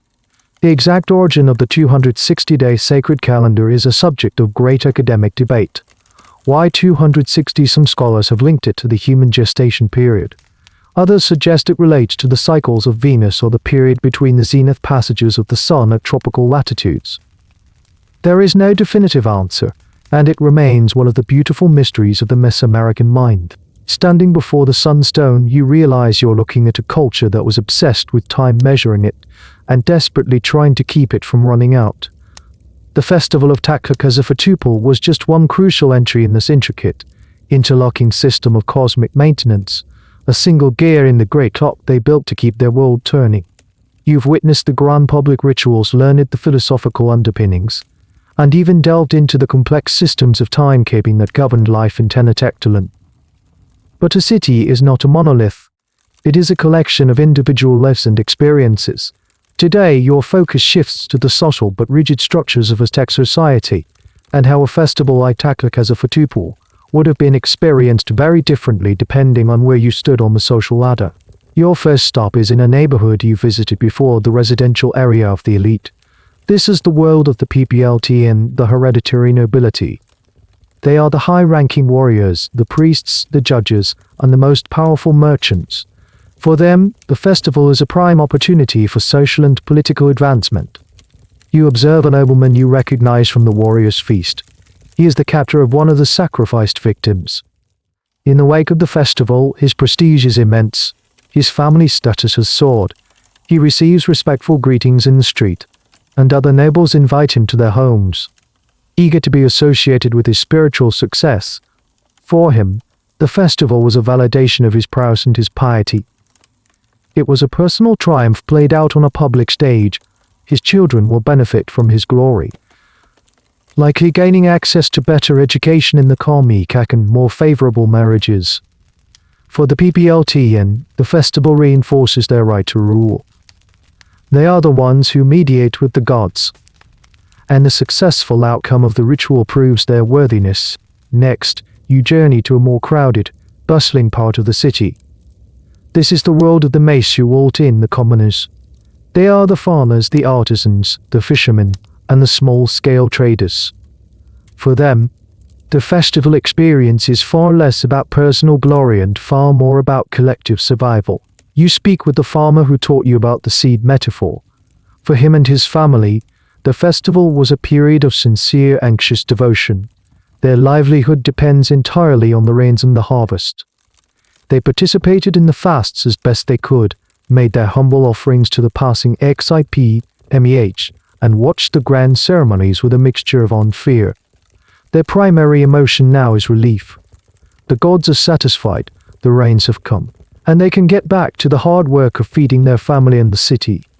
The festival was not a stage for their ambition, but a necessary, terrifying, and ultimately reassuring act of cosmic maintenance that allowed their world to continue. There's a curious detail here related to land ownership, which is a topic of debate among historians. While in theory all land belonged to the emperor, in practice, commoners who were part of a Kalpalaya sort of neighborhood-based clan had rights to work a piece of land for life and pass it to their children. Their connection to the festival was thus deeply tied to their connection to the land. Then there is another group, one that exists somewhat outside the main hierarchy, the Pocteke. These were the long-distance merchants, a powerful and semi-hereditary class who organized massive trading expeditions to the far reaches of the empire and beyond. They had their own gods, their own rituals, and their own section of the city. For them, the festival was a confirmation of the stability of the empire, a stability that was essential for their dangerous but incredibly lucrative trade route. They would have made lavish offerings not just out of piety, but as a pragmatic investment in the imperial system that protected their caravans. Finally, you glimpse the lowest rungs of the social ladder. The Tlachtecazafetupal were, in a sense, slaves, but the Aztec system of slavery was very different from the chattel slavery of Europe. A person could become a Tlachtecazafetupal to pay off a debt as punishment for a crime, or could even sell themselves or a family member into servitude for a fixed period. They had rights. They could marry, have children who were born free, and even own their own property and other slaves. It was often a temporary condition.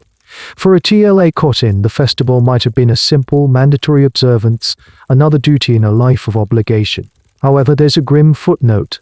In certain other festivals, not Tlachtecazafetupal, The slaves of wealthy merchants could be chosen for sacrifice, sometimes adorned in finery and treated as gods for a period before their deaths. This highlights the precariousness of their position. The experience of the festival was also, of course, starkly different for men and women.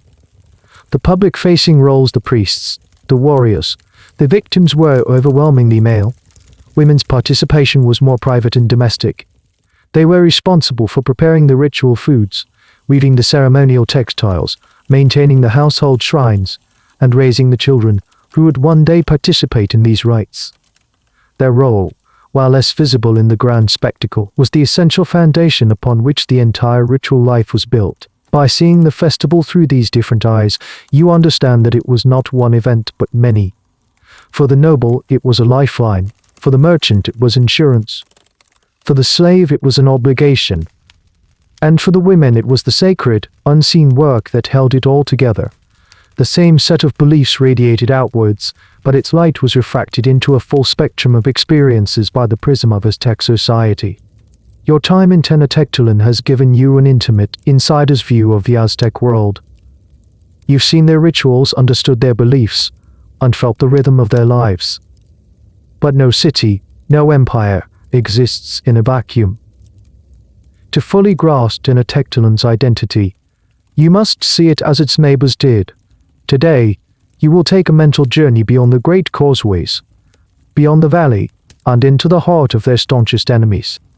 You are now in Tlaxcala, a powerful city-state to the east. The landscape here is similar: high valleys, volcanic peaks, but the atmosphere is entirely different. Tlaxcala is one of the few states in central Mexico that has successfully resisted Aztec domination for decades. They are in a near-constant state of war with the Triple Alliance, a conflict that is both a bitter struggle for survival and the source of the Flower Wars. Here, the name Tenochtitlan is not spoken with a mixture of hatred, defiance, and a grudging, fearful respect. The Tlaxcala-NS are a proud, martial people, and they see the Aztecs as tyrannical, arrogant, and bloodthirsty. Use it with an elder Tlaxcala-N warrior. He is missing an eye, a testament to a past flower war. He tells you stories, but they are not the glorious Aztec versions. He speaks of the Aztec warriors' arrogance. Their feathered finery is stark contrast to the Tlaxcala-NS more practical battle dress. He speaks of the terror of being overwhelmed by the sheer numbers of the Aztec army. For him, the festival of Tlachtecazafutupal is not a sacred act of renewal. It is a barbaric spectacle of cruelty, a way for the Aztecs to display their power and intimidate their enemies. The Tlaxcala-N warriors captured in the Flower Wars are not seen here as blessed envoys to the gods. They are seen as tragic heroes, sons and brothers stolen from their homes and murdered to feed the insatiable appetite of the Aztec war god Huitzilopochtli. He tells you of the families who have lost men to the Aztec sacrificial stone. There is no talk of a glorious afterlife for them. There is only grief, anger, and a burning desire for revenge. The mothers of Tlaxcala do not weep tears of pride for their sacrificed sons, they weep tears of sorrow. This perspective completely inverts the Aztec narrative. The honored captive is, from this side of the mountains, simply a victim. This viewpoint is crucial for understanding the geopolitical landscape of the time. The Aztecs' use of ritual sacrifice, particularly on such a massive scale, was a powerful tool of state terror. The stories of these ceremonies, which undoubtedly spread throughout Mesoamerica, were a constant reminder of the price of resistance. The goal was not just to appease the gods, but also to demoralize their enemies. However, there's a fascinating and complex debate among historians here. Did the Tlaxcala-NS and other enemies of the Aztecs truly see the rituals as pure barbarism, or did they, to some extent, share the same fundamental religious worldview? Tlaxcala also had pyramids, worshipped many of the same gods like Alakand Quetzalcoatl, and practiced human sacrifice themselves, albeit on a much smaller scale. Some scholars argue that the Tlaxcala-N outrage was less about the act of sacrifice itself and more about its industrial scale and political use by the Aztecs. They weren't objecting to the theology, but to the way the Aztecs had weaponized it. Others suggest the differences were more profound, and that the Tlaxcala-NS genuinely saw the Aztec focus on Huitzilopochtli and mass sacrifice as a perversion of their shared ancient traditions. It's a subtle but important distinction. You also hear whispers of another emotion, envy. The Tlaxcala NS see the incredible wealth of Tenochtitlan, the goods from the market, the tribute pouring in from conquered provinces, the sheer scale and magnificence of the city, and it fuels their resentment. They are a locked, besieged people, while the Aztecs control the heart of the world. This animosity is what the Spanish would later exploit with such devastating effect. The Tlaxcala NS deep-seated hatred for the Aztecs made them willing and crucial allies for Hernan Cortés. They saw the strange, metal-clad foreigners not as conquerors, but as a potential tool to finally break the Aztec yoke. From the Tlaxcala in perspective, the fall of Tenochtitlan would not be a tragedy, it would be liberation. This shift in perspective is jarring. It strips the romance and mystique from the Aztec rituals and recasts them in the harsh light of power politics. The beautiful floating city of Tenochtitlan, seen from the hills of Tlaxcala, becomes a predator's den. The priests of Xiptec are not holy men, they are the functionaries of a brutal regime. The festival, which felt so profound and necessary from within, now feels like a gruesome victory celebration for a bully. You realize that history is never one story, but a chorus of competing voices. The truth of Tenochtitlan lies somewhere in the tension between the insider's piety and the outsider's fear, between the sacred metaphor of the seed and the brutal reality of the captive warrior. You return to the heart of Tenochtitlan, the view from Tlaxcala still ringing in your ears.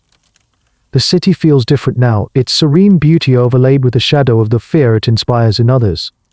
This brings you to the central, enduring question that hangs over the entire Aztec civilization, a question that historians, archaeologists, and philosophers have grappled with for centuries.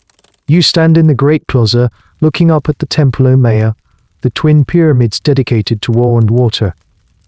And you ask the fundamental question, what was all this for? Was the festival of Tlaxcala and the entire sacrificial system it represents a product of profound, unshakable religious faith, or was it, at its core, a cold, calculated to love political control? Let's explore the argument for faith first. This is the view that takes the Aztec worldview at face value. You've seen the evidence yourself.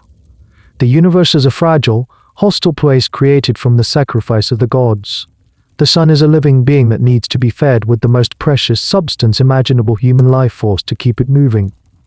The agricultural cycle is not guaranteed, it must be coaxed into existence through sympathetic magic and ritual performance. From this perspective, the sacrifices were not acts of cruelty, they were acts of cosmic necessity. The priests were not butchers, they were divine surgeons, performing a delicate operation to keep the universe alive. The state was not just a political entity, it was a sacred institution with the primary responsibility of maintaining the cosmic balance.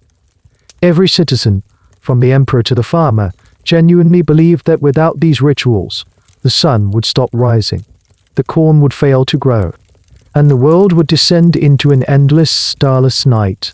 The fear of cosmic collapse was real, palpable, and all-encompassing. In this view, the Aztec Empire was a massive, state-sponsored enterprise for survival, and the sacrifices were the terrible, but logical, price of existence. Now, let's look at the other side of the argument, the one colored by your visit to Tlaxcala. This is the political interpretation. This view, often associated with materialist or Marxist historians, argues that religion is frequently a superstructure, a story that the ruling class tells to justify and maintain its power. From this angle, the Templo Mayor is not just a house of gods, it's a theater of intimidation. The massive, spectacular rituals were a form of propaganda.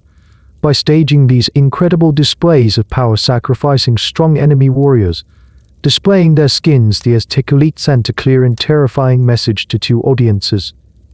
The first was external to enemies like the Tlaxcala. The message was, this is what happens to those who defy us. It was a highly effective tool of psychological warfare, cheaper and more effective than maintaining garrisons in every province. The second audience was internal, the Aztec commoners themselves.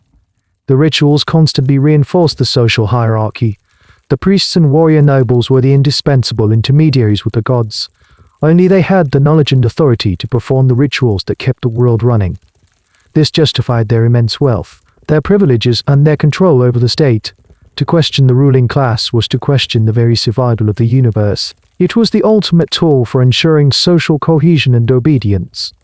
The faith of the commoners may have been genuine, but it was a faith carefully cultivated and managed by the state to serve its own ends. This is the great, unresolved debate. Was it piety or politics, faith or fear, a desperate attempt to save the world, or a cynical strategy to rule it? Most modern historians now believe that this is a false dichotomy. The answer isn't either or, it's both and. The Aztec elite likely believed their own propaganda. The emperor and the high priest probably looked up at the sun with the same genuine fear as the humble farmer. Their religious beliefs were sincere, and they were astute enough to understand that these sincere beliefs could be harnessed to achieve political goals. Think of it this way: the belief that sacrificing a black scholar and warrior would please Hightistaputic, and the belief that sacrificing a black scholar are not mutually exclusive. In fact, they reinforce each other perfectly. The act serves both the sacred and the secular purpose simultaneously. The piety and the politics were two sides of the same coin, so intertwined that the Aztecs themselves would likely not have seen a distinction. This is perhaps the most challenging concept to grasp. We live in a largely secularized world where we tend to separate religion from politics.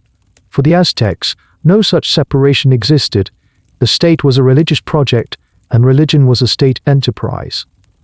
The Temple Omaea was both the Vatican and the Pentagon of their world. As you stand there in the shadow of the pyramids, you realize the genius and the terror of the Aztec system was its ability to force us into a single, unstoppable entity. The question isn't whether it was faith or fear, but how they managed to fuse faith and fear into the very foundation of their empire. Several years have passed since the Teclicazafatupal festival you witnessed. The cycles have continued, the rains have come. The harvests have been plentiful, and the Aztec Empire has seemed as strong and immutable as the volcanoes that guard its valley. The elaborate clockwork of ritual and governance has ticked on. But recently, a subtle and unnerving static has begun to interfere with the clear signal of the cosmos. The universe, which the Aztecs have so meticulously maintained, has started to behave strangely. It began one night without warning. A phenomenon appeared in the eastern sky. It wasn't a star, nor was it the dawn. It was, as the chroniclers would later describe it, like a tongue of fire, a bleeding wound in the fabric of the night, tapering to a point as it reached for the heavens. It burned there every night for a year, a sign exclamation point in the sky. The common people were filled with a vague dread, but the priests and soothsayers, the readers of the cosmic texts, were thrown into confusion. This was not in their sacred books, it was a word they did not know how to read. Then other things began to happen. The temple of Hightistaputic, the Great Pyramid itself, was said to have spontaneously burst into flames. There was no storm, no lightning, no apparent cause. The fire raged with such intensity that the water thrown on it seemed to sizzle and evaporate, as if the fire itself were supernatural. It burned until the temple was a smoldering ruin. The strangest portents were yet to come. One day, with no wind and a clear sky, the waters of Lake Texcoco began to boil. The lake seethed and foamed, surging up to flood parts of the city. People watched in horror as their homes were inundated by this inexplicable aquatic rage. And then there was the voice. At night, a weeping woman could be heard gliding through the silent streets of the city, her cry echoing over the dark water. "Oh, my children, we must flee. Where can I take you?" Her mournful wail filled the citizens with a primal fear. This figure, who would later morph into the famous folktale of La Llorona, became a nightly spectre of impending doom. The emperor himself, the great Moctezuma II, was deeply troubled.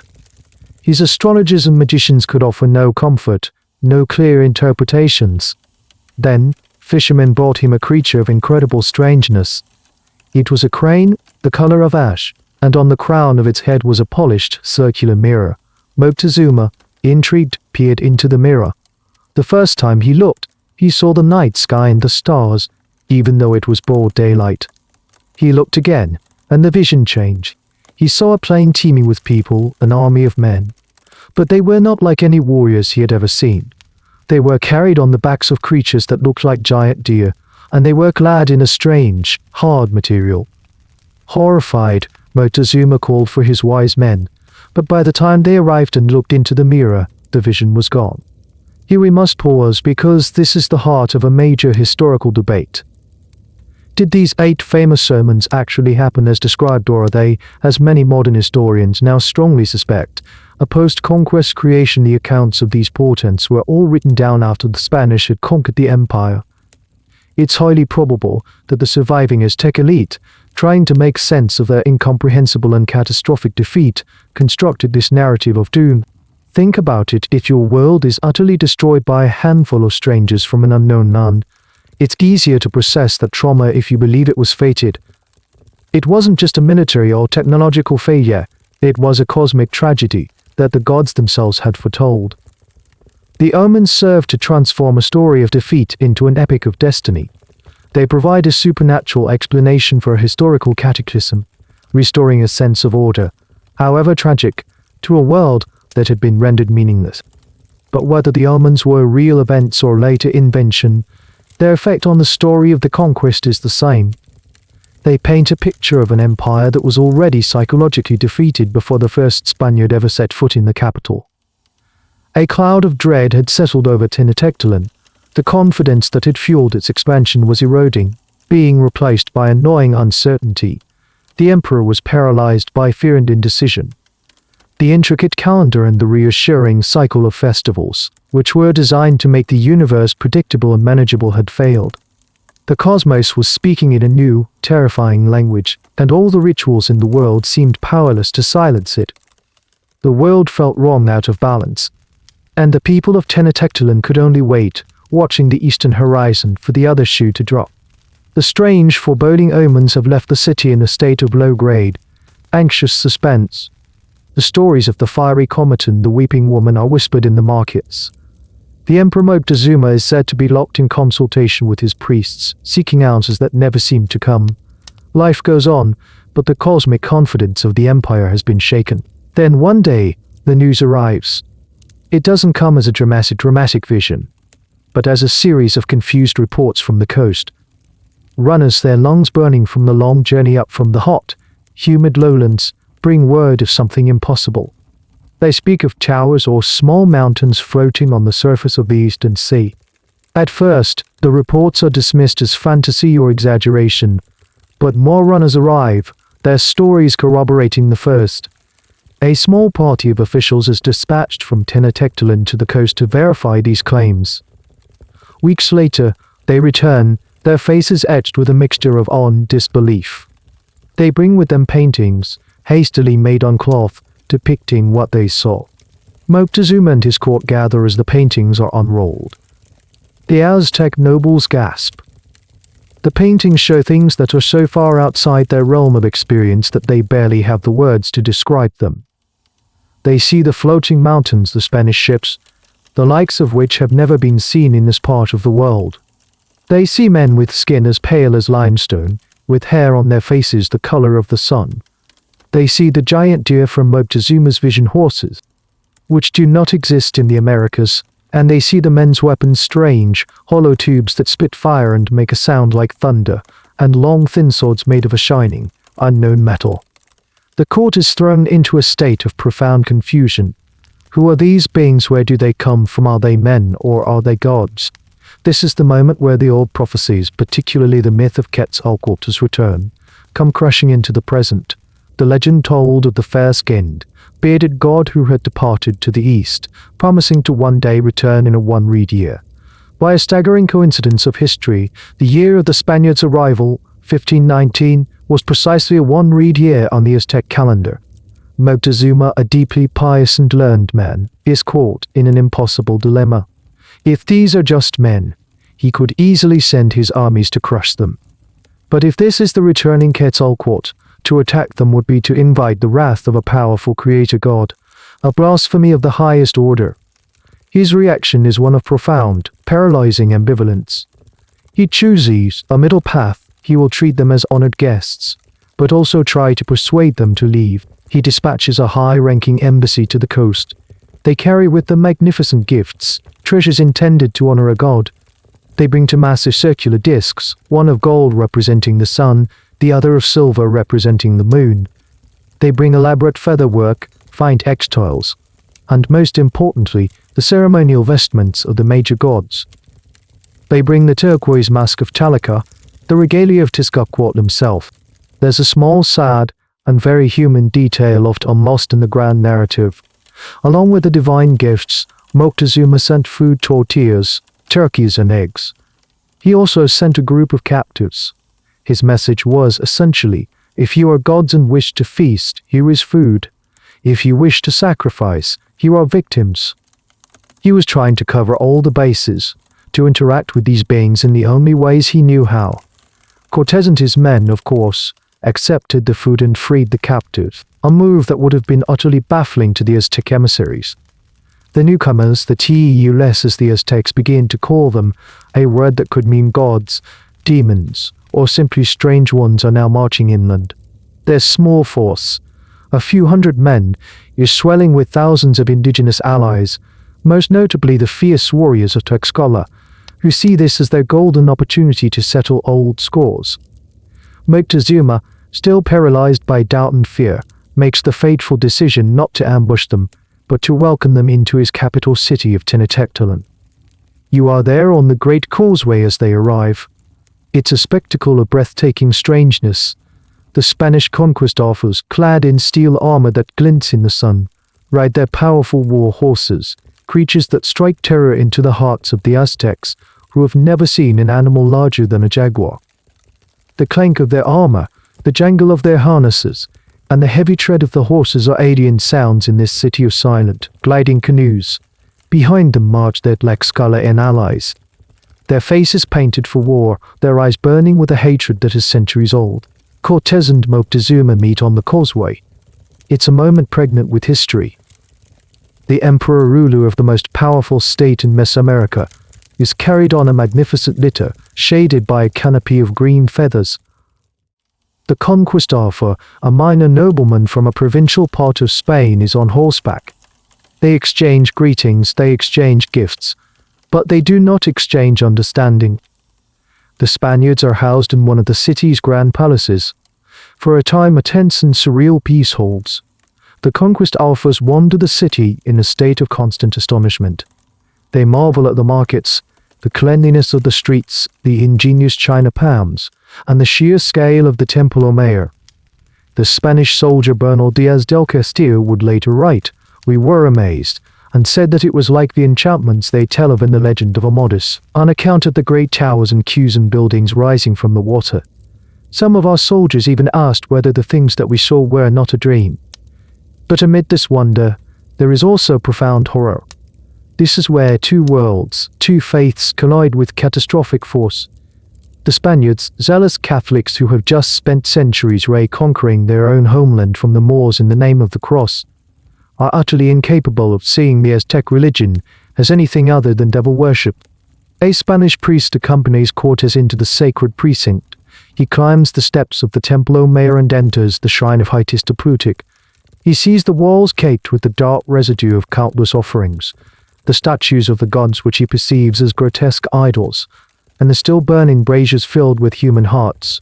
He does not see cosmic maintenance or sacred reciprocity. He sees the literal work of Satan. There is no room for metaphor, no attempt at understanding the symbolic meaning. For him, and for all the Spaniards, this is a house of evil that must be cleansed. They cannot comprehend the logic of XIP to tech. The festival you witnessed, Tlaxcala, is described in their chronicles in the starkest terms possible. They do not see the symbolism of the seed husk, they see men wearing the skins of other men.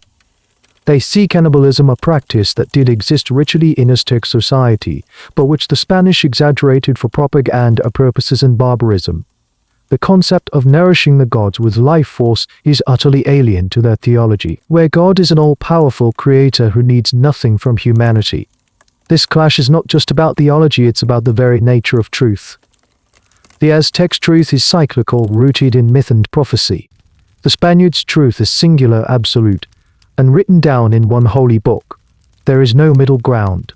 There is no middle ground. Cortés asked Moctezuma for permission to build a small chapel, a place to erect a cross and an image of the Virgin Mary. He places it right next to the statues of Tezcatlipoca and Tlaxcala. Imagine this from the Aztec perspective. Their most sacred space, the center of their universe, is now being shared with the strange, pale gods of the newcomers. It's an act of profound desecration, but Moctezuma, now effectively a hostage in his own palace, is powerless to stop it. The tension in the city is becoming unbearable. The Aztec priests and warrior class are growing increasingly agitated. Their emperor seems weak, and their gods are being insulted. A key point of academic debate is the extent of Moctezuma's collaboration. Was he a naive fool, a traitor, or a pragmatist trying to save his people from a war he knew they couldn't win? His motivations remain one of history's great enigmas. The cross now stands beside the serpent god. The gentle face of the Virgin Mary looks out over a plaza that has been the stage for countless sacrifices. Two incompatible worlds are crammed into one small space at the top of a pyramid. It is a state of impossible equilibrium. Sooner or later, one of them will have to be thrown down. The fragile, tense peace in Tenochtitlan is about to shatter. The catalyst is the absence of Hernan Cortés. He is forced to leave the city to deal with a rival Spanish force that has landed on the coast, leaving his hot-headed and brutal lieutenant, Pedro de Alvarado, in command. Alvarado is a man without any of Cortés's cunning or diplomatic skill. He is a soldier, suspicious and prone to violence, and he is left in charge during one of the most important festivals of the Aztec tale, dedicated to the supreme deity Tezcatlipoca. The Aztec nobility, seeking a sense of normalcy and perhaps a way to reassert their cultural identity, had asked for and received Alvarado's permission to celebrate the festival. The great plaza of the sacred precinct is filled with the flower of the Aztec aristocracy. The greatest warriors, the highest-ranking priests, and the most respected nobles are all gathered. They are unarmed, dressed in their most magnificent ceremonial finery, gold, jade, and brilliant feathers. They are performing the sacred serpent dance, a slow, hypnotic ritual in honor of the god. Alvarado watches from the palace, his suspicion growing. He sees the massive gathering, the intense religious fervor, and he misinterprets it completely.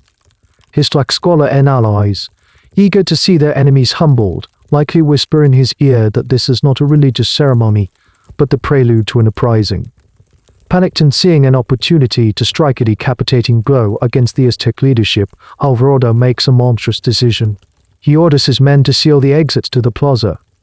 Then the Spanish soldiers, fully armed and armored, charge into the unarmed, dancing crowd. The scene, as described in both Spanish and Aztec accounts, is one of indescribable horror. The conquest archers, with their steel swords and lances, cut down the defenseless Aztec nobility. The massacre is swift, brutal, and total. The news spreads through the city like wildfire. The initial fear and reverence the Aztecs had for the Spaniards evaporates, replaced by a wave of pure, incandescent rage. The spell is broken. These are not gods. They are murderers. The city erupts. Tens of thousands of Aztec warriors who had been held in check by Moctezuma's commands now rise up with a unified volcanic fury. They besiege the palace where the Spaniards are barricaded, raining stones, arrows, and spears upon them. The low, mournful sound of the conch shell trumpets is replaced by the high, shrill war cry of the Aztec army. With their emperor dead and their food and water running out, the Spaniards know they must escape. They plan a desperate nighttime retreat during a storm. They muffle their horses' hooves and try to sneak out of the city across one of the causeways, but they are discovered. But the victory is temporary. The lake city, for all its splendor, has a fatal weakness. The Spaniards, having escaped, regroup in Tlaxcala. They bring with them an invisible and far more deadly ally, smallpox. The disease, to which the indigenous population has no immunity, sweeps through Tenochtitlan with terrifying speed, killing tens of thousands, including the new emperor. It decimates the Aztec leadership and warrior class, leaving the city grievously weakened. But the end is inevitable. On August 13, 1521, after a siege of 93 days, the last defenders are overwhelmed. The magnificent city of Tenochtitlan, the floating metropolis, the heart of the Aztec world, falls. The sound of the great drum is silenced forever. The old gods have gone. The fighting is over. A deafening silence has fallen over the ruins of what was once the most magnificent city in Mesoamerica. The air, which once carried the scents of copal incense and flowers, is now thick with the dust of pulverized adobe and the silence of the dead. The grey canals are choked with debris. The vibrant marketplaces are empty and silent.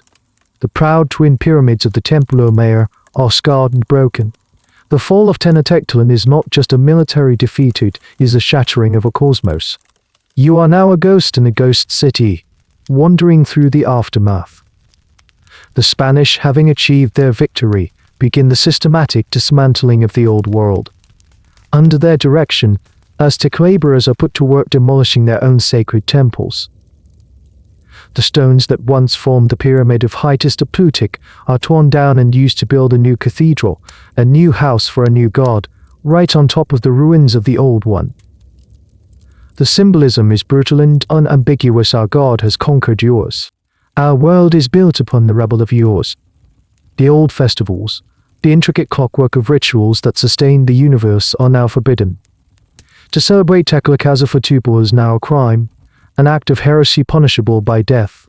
The priests of the old religion are hunted down. Some are killed, others go into hiding, trying to preserve their ancient knowledge in secret. The XIPMEH will never walk the streets of the city again.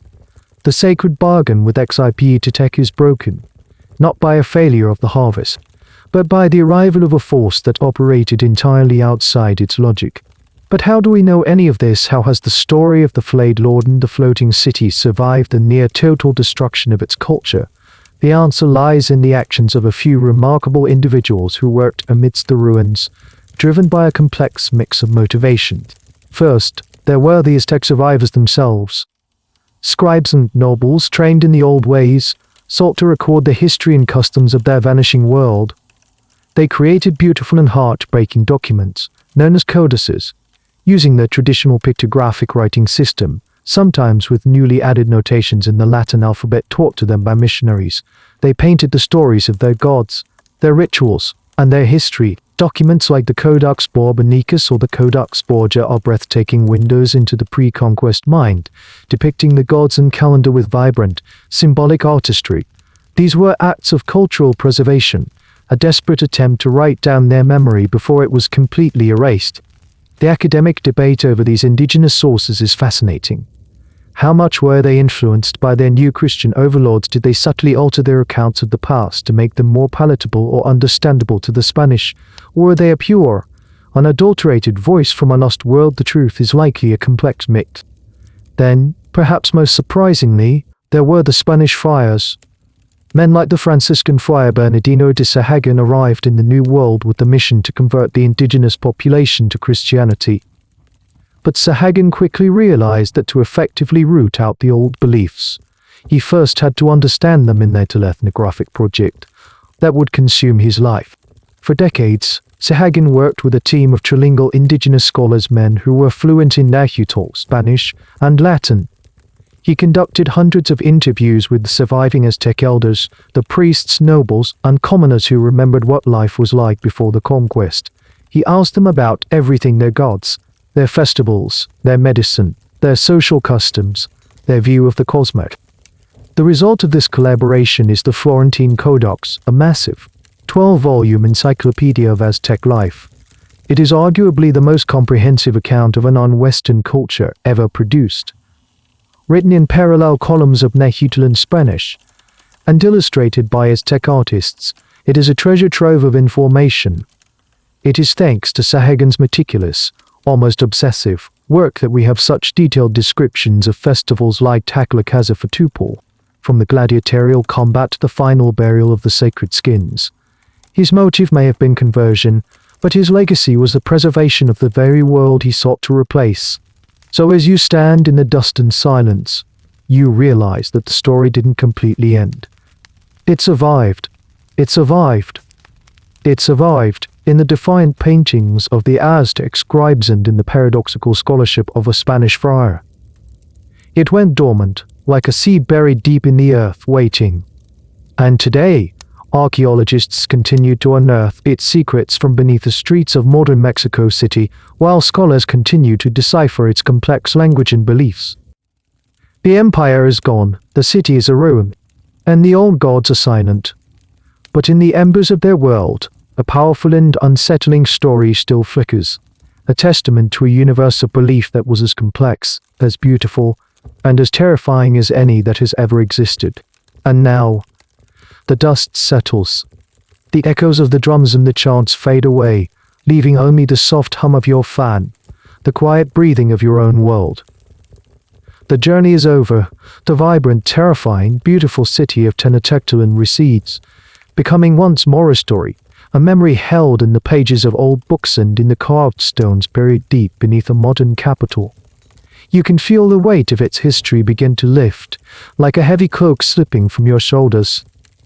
You are floating now, not in a canoe on the dark waters of Lake Texcoco, but in that gentle, peaceful space between wake of snores and sleep. The images of the past soften at the edges, bleeding into the abstract shapes of your own thoughts. The feathered serpents and jaguar warriors dissolve into the familiar patterns of the shadows on your ceiling. The sharp, alien logic of their world gives way to the gentle, flowing logic of your dreams. Think of the seed, the one the old farmer held in his hand. It's a comfortable thought. They thought of cycles of rest leading to renewal. The entire epic story, with all its sound and fury, was about this, the quiet, patient promise of a new beginning. Let that be the thought that carries you now. The world you visited was one of cosmic anxiety, of a universe that needed constant, effortful maintenance. But your world, right here, right now, is safe. The sun will rise tomorrow without any help from you. The only thing required of you now is to rest, to let go, to sink deeper into the quiet, comfortable darkness, to let the old skin of the day fall away, making way for the new. The end of the article. Good night.